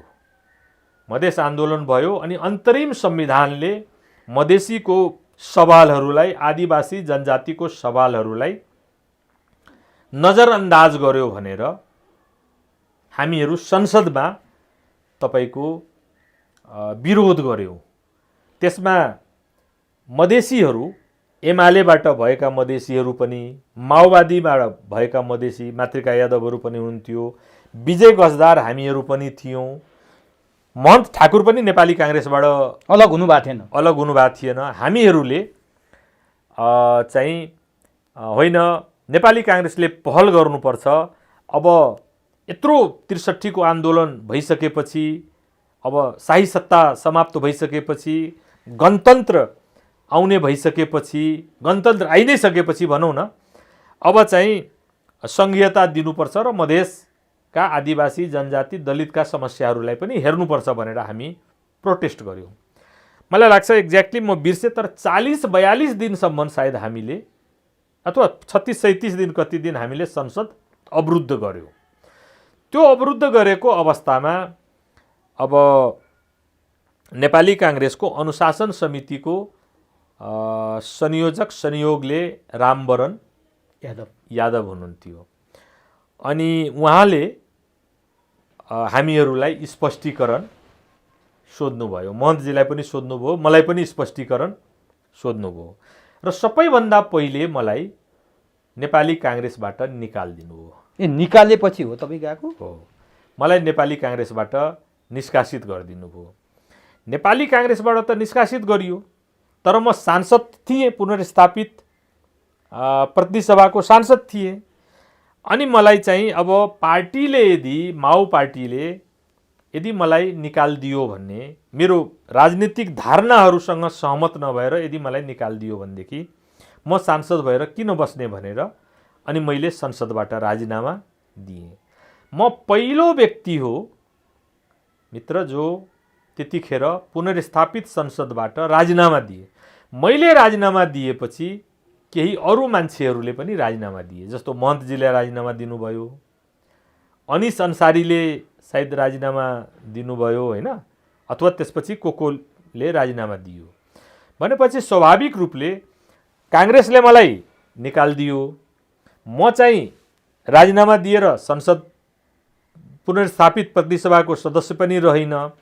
अनि मैले अब राजनीतिक भूमिका निर्वाह गर्नको लागि मधेसी जनअधिकार फोरममा म संलग्न भएँ। तर तपाईँले विधान लेख्न चाहिँ तमलोपाको लाग्नु भएको छ। सुन्नुहोस्, त्यो पछिको कुरा हो। र म मधेसी जनअधिकार फोरममा लागेँ। मधेसी जनअधिकार फोरममा लागेपछि अनि त्यसपछि फेरि उपेन्द्रजीसँग मेरो मतान्तर भयो। त्यो मतान्तरको एउटा आधार के थियो भनेदेखि म सुरुदेखि एउटा डेमोक्रेटिक विचारको मानिस। उपेन्द्रजी फोरमलाई अर्कै शैलीमा चलाउन चाहनुभयो। अनि हामी जो प्रजातन्त्रवादीहरू त्यसमा थियौँ, विजय गजदार पनि हैन, शरद सिंह भण्डारी पनि, रेणु यादव पनि, जो गैर कम्युनिस्ट चरित्रका, गैर कम्युनिस्ट पृष्ठभूमिका हामी फोरममा थियौँ। हामीहरूले डिसाइड गर्यौँ कि एउटा डेमोक्रेटिक मधेसी पार्टी बनाउनुपर्छ। आखिर अब यो त रहने नै भयो यो संरचना भन्दाखेरि मधेसमा पनि अब अलिकति कम्युनिस्ट आइडिया भन्दा पनि डेमोक्रेटिक आइडियाको मधेसी पार्टी एउटा बन्नुपर्छ भनेर भन्दाखेरि अनि महन्तजीहरूसँग हामीले कुराकानी अगाडि बढायौँ। त्यसपछि धेरै मान्छेहरू आए, महेन्द्र राई यादव त्यतिखेरै आए, रेणु यादव हुनुहुन्थ्यो, विजय गजदार, अनिस अन्सारी, हृदय त्रिपाठी, सर्वेन्द्रनाथ शुक्ला, श्रीकृष्ण यादव अहिले देहान्त भयो, रामचन्द्र राई, धेरै मानिसहरू हैन, हामीहरू आएर अनि एउटा डेमोक्रेटिक मधेसी पार्टी बनाउने हिसाबले तमलोपाको नामाकरण भयो। र आज कस्तो मौका हो भने तपाईँ जुन कोठामा बस्नु भएको छ यही कोठामा त्यसको विधान फाइनल भयो, यही कोठामा त्यसको झन्डा पनि तय भयो र तमलोपा तराई मधेस लोकतान्त्रिक पार्टी बन्ने भयो। तर पछि गएर अब विभिन्न कुराहरूले गर्दा अब विजयजी हामी तमलोपामा पनि जान सकेनौँ। के थियो त्यो कारण? के थियो? होइन अब विभिन्न महन्तको प्रकारको नेतृत्व नस्वीकार्यो होइन विभिन्न प्रकारको तपाईँको अब एडजस्टमेन्टका कुराहरू हुन्छन् होइन। जस्तो अब तपाईँले सोधिहाल्दाखेरि हाम्रो धारणा थियो तमलोपाको पहिलो अध्यक्ष विजय गजदारलाई बनाउनुपर्छ, तर अब सद्भावना पृष्ठभूमि भएकाहरूले महन्तजीलाई बनाउने कुरा गर्नुभयो होइन। अब त्यसपछि हाम्रो कुरा मिलेन, अनि फेरि मधेसी जनअधिकार फोरमतिर लाग्नु मधेसी जनअधिकार फोरममा फेरि उपेन्द्रजीले कुराकानी गर्नुभयो। म मधेसी जनअधिकार फोरममा गएँ, दोस्रो मधेस आन्दोलन भयो। 64 सालमा म सप्तरीको सधैँ म 1 नम्बर निर्वाचन क्षेत्रबाट चुनाव जित्थेँ। अनि गजेन्द्र बाबुवाला निर्वाचन क्षेत्र 2 नम्बरमा म गएँ, संविधान सभाको सदस्य भएँ। त्यही संविधान सभाको क्रममा पछि अब मन्त्री पनि हुनु मन्त्री भएँ। त्यही मन्त्री हुँदाहुँदै जेल गएँ। तर योभन्दा अगाडि मैले जान्न खोजेको कुरो, विजय गच्छेदार त अन्तिमसम्म पनि आफ्ना लागि टिकट दाबी गर्दै हुनुहुन्थ्यो। आफ्नो पक्षका केही टिकट नपाएपछि काङ्ग्रेस छोडेर फेरि तपाईँहरू कहाँ आउनु भएको भनिन्छ नि मधेसी जनअधिकार फोरममा हो। होइन, हरेक मान्छेको आफ्नो पार्टी छोड्ने केही कुराहरू हुन्छन्। जस्तो मैले भने नि, मलाई सायद अब नेपाली काङ्ग्रेसले निष्कासन नगरिदिया भए, पार्टीबाटै ननिकालिदिएको भए म सहेर पनि बस्थेँ। तर तपाईँले अघि सुरुमा भन्नुभयो काङ्ग्रेस पार्टीमा आबद्ध भएपछि पटक पटक मैले धेरै जिम्मेवारीपूर्ण पदहरूमा बसेका छु भनेर तपाईँले धेरै नाम पनि लिनुभयो ती पदका। सञ्चार मन्त्री पटक पटक भए, कृषि मन्त्री भए। यत्रो पाइसकेको मान्छे सानो कुरामा अनि अलि बढी क्रान्तिकारी बन्न, मधेसका जनताको लागि अधिकार माग्न, क्षेत्रीय अधिकार माग्न, तपाईँले शोषित पीडित जे भन्नुभयो त्यो अधिकार माग्न जानुभयो। त्यत्रो राजनीतिक तपाईँको अनुभव थियो, त्यत्रो तपाईँले लगाव लाउनु भएको थियो, त्यति सानो कुरामा पार्टी छोडेर जानुपर्छ। जस्तो तपाईँ पार्टी छोडेर जाँदा, अशोक राई नेकपा एमाले छोडेर जाँदा, आज तपाईँहरूको हिजोको त्यो केही समयको खहरे खोलामा तपाईँहरू पर्न जाँदाखेरि आज हेर्नुहोस् त तपाईँहरूको हालत कहाँ पुग्यो। होइन, म हिजो तपाईँले जुन घटनाक्रमको उल्लेख गर्नुभयो म त्यसलाई डिफेन्ड गर्दिनँ। त्यतिखेर मैले ठिकै गरेँ भनेर म अहिले पश्चाताप लाग्दैन? म भन्दिनँ। सायद कहिलेकाहीँ पश्चाताप पनि लाग्दो हो। के थियो भने मलाई सबैभन्दा दुःख लाग्दो कुरा नेपाली काङ्ग्रेसले मलाई साधारण सदस्यबाट निकालिदियो। त्यो त शेरबहादुर देउवालाई पनि निकाल्यो नि हो। अनि सायद मैले अब त्यतिखेर मैले सही गरेँ, गलती गरेँ होइन। एउटा ट्रान्जिसनल पोलिटिक्स थियो होइन, मधेसको राजनीति पनि लेमलाइट चर्चामा आइरहेको थियो। अनि मैले अब ठिकै छ, अब प्रजातन्त्रवादी त हुँदै हो, प्रजातन्त्रको लागि सङ्घर्ष गरेकै हो, अब नेपाली काङ्ग्रेसमा बस्ने स्थिति भएन, त्यस कारणले अब अर्को एउटा पार्टी बनाऊ भनेर गएँ होइन। अब अहिले मैले सोच्दाखेरि आखिर त्यसले पनि त मलाई कुनै सुखद अनुभूति दिएन। त्यस कारणले मैले तपाईँलाई बडो विनम्रतापूर्वक भने कि म त्यसलाई डिफेन्ड गर्दिनँ। मलाई बेला बेलामा मलाई चित्त दुख्छ र सबैभन्दा चित्त त मलाई कतिखेर दुखेको थियो भने मेरो बुवा 89 तपाईँले फेसबुकमा फोटो पनि हाल्नुभएको वर्षको 89 वर्षको उमेरमा गत वर्ष बित्नुभयो। गत वर्ष मात्रै बित्नुभयो। यो लकडाउनको बेलामा 8 महिनाको अन्तरमा मेरो बुवा पनि बित्नुभयो, मेरो आमा पनि बित्नुभयो। मेरो बुवाले गिरिजाबाबुलाई राम्रो तरिकाले चिन्नुहुन्थ्यो। गिरिजाबाबु मेरो घर 10औं पटक आउनुभयो हो।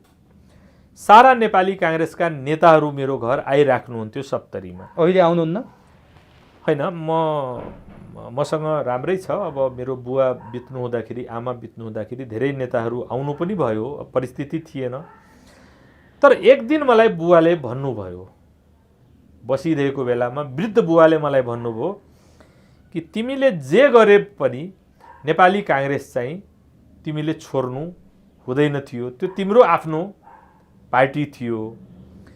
तिमीले अहिले जोसँग लाग्यौ नि यिनीहरूसँग कुनै पोलिटिकल कल्चर नै छैन, यिनीहरू राजनीति बुझेकै मानिस होइनन्, यिनीहरू लोभी हुन्, यिनीहरूले प्रजातन्त्रको लागि केही योगदान पनि दिया छैन, तिमी कहाँ पुग्यौ मलाई चित्त बुझेको छैन भन्दाखेरि मेरो आत्मा बडो रोएको थियो त्यो दिन।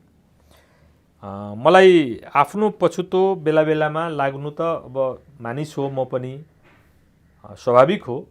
तर मलाई त्यो दिन बडा रिग्रेट भयो कि मेरो बुवाले पनि राम्रो मान्नुभएको रहेनछ, यत्रो दिन कहिले भन्नु भएन, आज भन्नुभयो। र त्यसको नभन्दै केही महिना केही समयपछि त बुवाको देहावसान पनि भयो।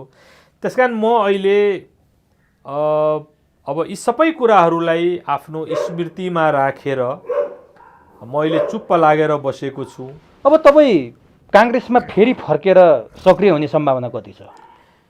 हेर्नुहोस्, एउटा कुरा के हो भनेदेखि एउटा व्यक्ति जो काङ्ग्रेसमा लागेको छ, जसले काङ्ग्रेसमा योगदान दिएको छ, ऊ सधैँ काङ्ग्रेसी रहन्छ। तपाईँ अहिले पनि काङ्ग्रेस हो? एउटा आर्मीमा एउटा भनाइ छ कि एउटा जर्नेल सधैँ जर्नेल हुन्छ, रिटायर भए पनि। त्यस्तै के हो भने एउटा प्रजातन्त्रवादी जो प्रजातान्त्रिक आस्थालाई आत्मसात गरेर राजनीतिमा लागेको हुन्छ, त्यो सधैँ प्रजातन्त्रवादी हुन्छ। र नेपालमा मेरो आजको दृष्टिकोण के हो भने नेपाली काङ्ग्रेस बाहेक, भले म नेपाली काङ्ग्रेसमा छुइनँ, तर नेपाली काङ्ग्रेस बाहेक कुनै प्रजातान्त्रिक पार्टी, अर्को प्रजातान्त्रिक पार्टी छैन। त्यसकारणले म नेपाली काङ्ग्रेसको र्याङ्क एन्ड फाइलमा नभए पनि हैन, मेरा साथीहरू जो त्यहाँ हुनुहुन्छ, म उहाँहरूको सफलताको कामना गरिरहेको हुन्छु। र समग्रमा डेमोक्रेटिक पोलिटी, एउटा प्रजातान्त्रिक राजनीति अगाडि बढ्नुपर्छ। म त त्यसमा ओलीजीलाई पनि म गैर प्रजातान्त्रिक देख्दिनँ। म त चाहन्छु कि डेमोक्रेटिक पोलिटीमा नेकपा एमाले यता आएर अलिकति डिभिएट भयो कि नेकपा एमाले अलिकति एउटा असहज आरोप प्रधानमन्त्रीको कारणले बेहोर्नु परिरहेको छ कि प्रजातन्त्रबाट डिट्र्याक्ट भयो। तर अदरवाइज यो 12-15 वर्षको संसदीय अभ्यासमा लागेको नेपाली काङ्ग्रेस र नेकपा एमालेलाई पनि म गैर प्रजातान्त्रिक त भन्दिनँ।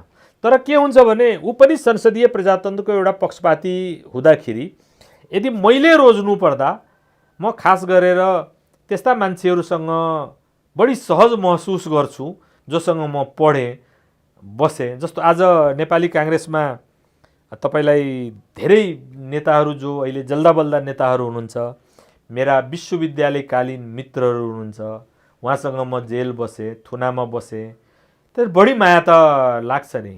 अपनत्व काङ्ग्रेसप्रति अझै छ तपाईँको? होइन, डेफिनेटली मेरो मात्रै होइन, मेरो सबै परिवारको, होइन, मेरो भाइहरू अझै काङ्ग्रेसमै छन्। मेरा अभिन्न मित्रहरू, अनन्य मित्रहरू जो गाउँमा छन्। अनि यस्तो माया लाग्ने मान्छेले त्यति बेला काङ्ग्रेसको जरो किन काट्नु भयो त?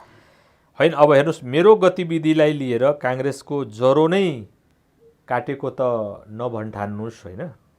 र म आज पनि तपाईँलाई एउटा कुरा भन्छु कि म आज यदि मधेसको राजनीतिमै रहेको भए, होइन, म प्रजातन्त्र जोगाउने कुरा भन्दा पर जान्न थिएँ होला। तर विजय गच्छेदार तपाईँको सहकर्मी, भलै उहाँलाई अर्को एउटा आरोप लागेको छ तपाईँलाई जस्तै, उहाँ काङ्ग्रेसमा फर्किनु भयो, तपाईँ पनि त्यो मुद्दा नलागे भए गच्छेदारसँगै काङ्ग्रेसमा फर्किनुहुन्थ्यो? हुन सक्छ, म फर्किन सक्थेँ होला, किनभने विजयजीको अवस्था र मेरो अवस्था फरक छ। विजयजीलाई पछिल्लो समयमा मुद्दा लाग्यो, होइन, अहिले त उहाँको कुनै निर्णय पनि भएको छैन। त्यसकारण उहाँसँग त्यो सुविधा र अवसर थियो, उहाँ नेपाली काङ्ग्रेसमा जानुभयो। मेरो निधारमा कलङ्कको टीका लागेको थियो, म अदालतले दोषी ठहराइएको व्यक्ति थिएँ, मेरो अगाडि एउटा कानुनी झमेला थियो कि म यो मुद्दामा सजाय पाएको कारणले म तपाईँलाई कुनै दलको सदस्य हुन सक्दिनँ थिएँ, होइन, म कुनै दलको पदाधिकारी हुन सक्दिनँ थिएँ। बस्दाखेरि कसरी तपाईँ दिन काट्नुहुन्छ त? ती आफ्ना सहकर्मीहरू राजनीतिमा यस्तो सक्रिय छन्, तपाईँ पनि कुनै बेलाको खेलाडी हो, कसलाई प्रधानमन्त्री बनाउने, कसलाई मन्त्री बनाउने, त्यो सम्पूर्ण कुरामा तपाईँ सक्रिय हुनुहुन्थ्यो। आज तपाईँ यसरी उहाँहरूबाट विच्छेद भएर एउटा साथीको हिसाबले, सहकर्मीको हिसाबले त्यो सम्बन्ध छँदैछ, तर राजनीतिमा फ्रन्ट लाइनमा आउन नपाउँदा मैले भने नि अघि, तपाईँ कहिले बन्दुक बोकेको फोटो, कहिले खेती किसानी, एकदमै राम्रो छ। मेरो जीवन एकाङ्की कहिले पनि रहेन। म हाई स्कुल पढ्दाखेरि, म कलेज पढ्दाखेरि, अथवा म विश्वविद्यालयमा आउँदाखेरि, म राजनीतिमा लाग्दाखेरि मेरा चाखका धेरै विषयहरू थिए। जस्तो मेरो पैतृक सम्पत्तिलाई पनि मलजल गर्नुपर्दछ, खेतीपाती गर्नुपर्दछ भन्ने पनि मेरो सदैव चाकको विषय रहेको थियो। कहिले माछा समाएको फोटो हालिरहनु भएको छ। त्यो मेरो एउटा त्यसै कारणले मैले भनेको मेरो एउटा व्यवसायको पार्ट हो।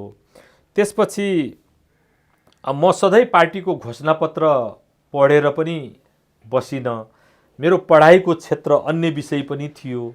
म अन्य कुराहरू पढ्न पनि रुचि राख्थेँ। म सिनेमा पनि हेर्न उत्तिकै रुचि राख्थेँ। गीत सङ्गीतमा पनि मेरो चाक थियो। यो विभिन्न ट्रेन्ड र विधाहरू हुन्छन्, म आफूलाई त्यसमा सन्तुष्ट राखिरहनु चुर्लुम्ब डुबाउन सक्छु जस्तो मलाई लाग्दछ। र आज पनि मेरो दिन चाहिँ तपाईँलाई अब मेरा साथीहरू छन्, कुराकानी हुन्छन् उहाँहरूसँग। होइन, जस्तो भाषण गरिरहेको मान्छे भाषण गरु लाग्छ होला, संसदमा बोलिरहेको मान्छे बोलु जस्तो त्यो फोरम त तपाईँलाई छैन नि। संसारमा को एउटा यस्तो मान्छे छ र जसको जीवन एकरूपतामा बित्दछ। हामी नेपालमै हेरौँ, एउटा मानिस, एउटा ठुलो राजनीतिज्ञ जसलाई हामी पूजा गर्दछौँ अथवा धेरै ठुलो व्यक्ति मान्दछौँ, उनको राजनीतिमा पनि अत्यन्त ठुलो उतार चढावहरू आउँछ। त्यसकारणले त्यसको मलाई पछुतो छैन र सधैँ एकैनास त कहाँ हुन सक्छु र म, होइन। काङ्ग्रेसका सहकर्मीहरूले काङ्ग्रेसमा आउनुहोस् भनेर फोन गर्दैनन्? होइन, काङ्ग्रेसका सहकर्मीहरू पुरै सद्भाव देखाउनुहुन्छ। मेरा त क्लासमेटहरू, मित्रहरू हुनुहुन्छ, होइन। धेरै जसो बिचबिचमा अब फोन हुन्छ, सामाजिक फङ्सनहरूमा भेटघाट हुन्छ, कहिलेकाहीँ कुनै राजनीतिक फङ्सनमा बोलाउँदा ओर्दा पनि भेटघाट हुन्छ। र उहाँहरूलाई पनि थाहा छ कि मेरो यो अवस्था जटिल छ र अब म यदि त्यो पार्टीको सदस्य नै हुन सक्दिनँ भनेदेखि म त्यसको पछि के लाग्नु मेरो स्वाभिमानले पनि दिँदैन, त्यो उहाँहरूले पनि बुझ्नु भएको छ। तपाईँको अवस्था यो छ, काङ्ग्रेसको अवस्था पनि लगभग यस्तै छ। हेर्नुहोस् त, तपाईँ काङ्ग्रेसमा हुँदाखेरिको काङ्ग्रेस र आजको काङ्ग्रेस आकाश जमिनको भिन्नतामा छ। कम्युनिस्टहरू सत्तामा छन्, काङ्ग्रेस 23 सिटमा खुम्चियो प्रत्यक्षमा, समानुपातिकले अलिकति इज्जत धान्दियो। अब काङ्ग्रेसको भविष्य के देख्नुहुन्छ तपाईँ? हेर्नुहोस्, यस्तो छ, अब तपाईँ बसमा यात्रा गर्नुहोस्, 20-30 जना मानिस, 40 जना मानिस सवार हुन्छन्। ड्राइभरले कुनै चुक गर्दाखेरि, कुनै तरिकाले ड्राइभिङ गर्दाखेरि यात्रुमध्ये धेरैलाई लाग्छ कि यो कस्तो मूर्ख रहेछ यो ड्राइभर, बरु म भएको भए त म यसरी स्टियरिङ काट्थेँ अथवा गियरलाई म यसरी मिलाउँथेँ। तर ड्राइभ त ड्राइभरले नै गर्नुपर्दछ, गाडीलाई त उसैले अगाडि बढाउनु पर्दछ। त्यस कारण म नेपाली काङ्ग्रेसका नेताहरूलाई गाली गर्दिनँ। जस्तो नि, अब काङ्ग्रेसको अवस्था तपाईँले अलिकति त यो छ अवस्था। अब ठिक छ, अर्को कुनै बसाइमा म अझ काङ्ग्रेसको बारेमा विस्तृत कुरा गरौँला। अब तपाईँले जुन बेला क्षेत्रीय पार्टीहरूको अलिकति क्षेत्रीय पार्टी खोल्ने एकदमै त्यो चलन चलेको थियो, त्यति बेला तपाईँले काङ्ग्रेस छोडेर जानुभयो भने अहिले ती पार्टीहरू पनि टुक्रा टुक्रा भएर फेरि एकै ठाउँमा आएर फेरि टुक्रिने अवस्थामा पुगेका छन्। जस्तो यतातिर उपेन्द्र बाबुरामहरू र महन्त राजेन्द्रहरूले जुन गतिविधि गर्नुभयो, कहिले तटस्थ बस्नुभयो, कहिले एउटा समूहले चाहिने यता काङ्ग्रेस र माओवादीलाई सहयोग गर्नुभयो, यी तराई केन्द्रित पार्टीले गरेको राजनीतिले चाहिँ कसरी हेर्नुभएको छ? होइन, उहाँहरूले आफ्नो हितको लागि, वैयक्तिक हितको लागि राम्रै गर्नुभयो होला, तर आज देशको साङ्गोपाङ्गो राजनीतिलाई तपाईँ यदि मूल्याङ्कन गर्नुहुन्छ भनेदेखि प्रमुख चुनौती भनेको प्रजातन्त्रको रक्षा गर्नु हो, संसदीय व्यवस्थालाई अगाडि बढाउन सक्नु हो। जब म यस परिप्रेक्ष्यमा सोच्दछु, मलाई लाग्दछ मधेसका दुवै पक्ष अथवा जसपाका दुवै खेमाले गलती गरेछ र उनीहरूले चाहेको भए संसद कायम रहन सक्दथ्यो। कुन अवस्थामा? होइन, दुईटै अवस्थामा मलाई लाग्दछ। हेर्नुहोस्, के छ भने एउटा प्रजातन्त्रवादीको लागि संसदको महत्त्व बडो अहम हुन्छ। म त फेरि त्यो पार्टीमा शिक्षा दीक्षा पाएँ जहाँ राजा महेन्द्रले बिपी कोइरालालाई सबै कुरा दिँदै दुईटा कुरा नभएको अवस्थामा त्यो प्रजातान्त्रिक व्यवस्था हुन सक्दैन भनेर भन्नुभयो।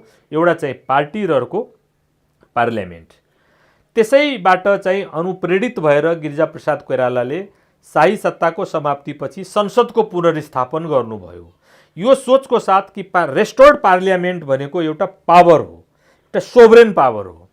मलाई लाग्छ अहिले ओलीजीले राम्रो गलती नराम्रो गलती जे गरे पनि, तर उहाँ जब संसद विघटनको दिशामा उन्मुख हुनुभयो, मधेसी पार्टीले चाहेको भए एउटा प्रजातान्त्रिक आचार विचारको आधारमा संसदलाई जोगाउन सक्थ्यो मधेसी पार्टीले, मेरो यो भावना हो।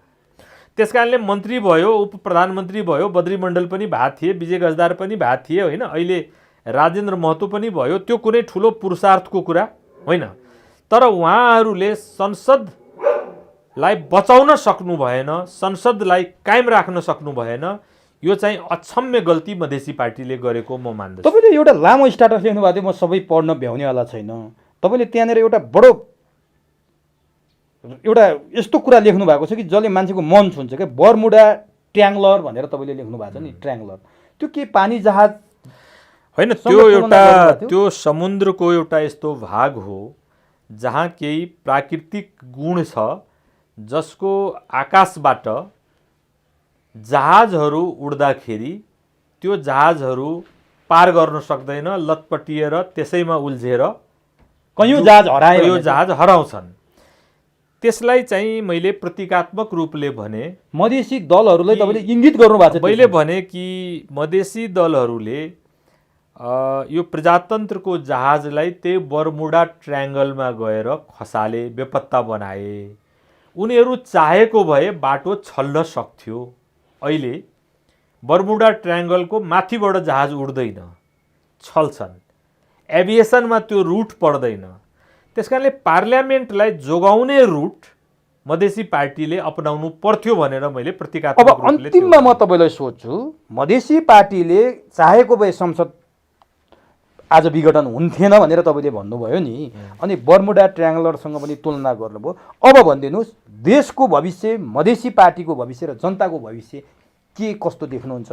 यति भनौँ अनि छुटौला। अर्को कुनै भेटमा फेरि म तपाईँसँग। मलाई लाग्छ एउटा वाइज डिसिजन प्रिभेल गर्नुपर्छ पोलिटिकल पार्टीहरूमा कि पार्लियामेन्टलाई रेस्टोर गरेर अनि सुगम र सहमतिको बाटोबाट आम निर्वाचनमा जानुपर्दछ। यो केपी ओलीले भनेको निर्वाचन सम्भव छैन।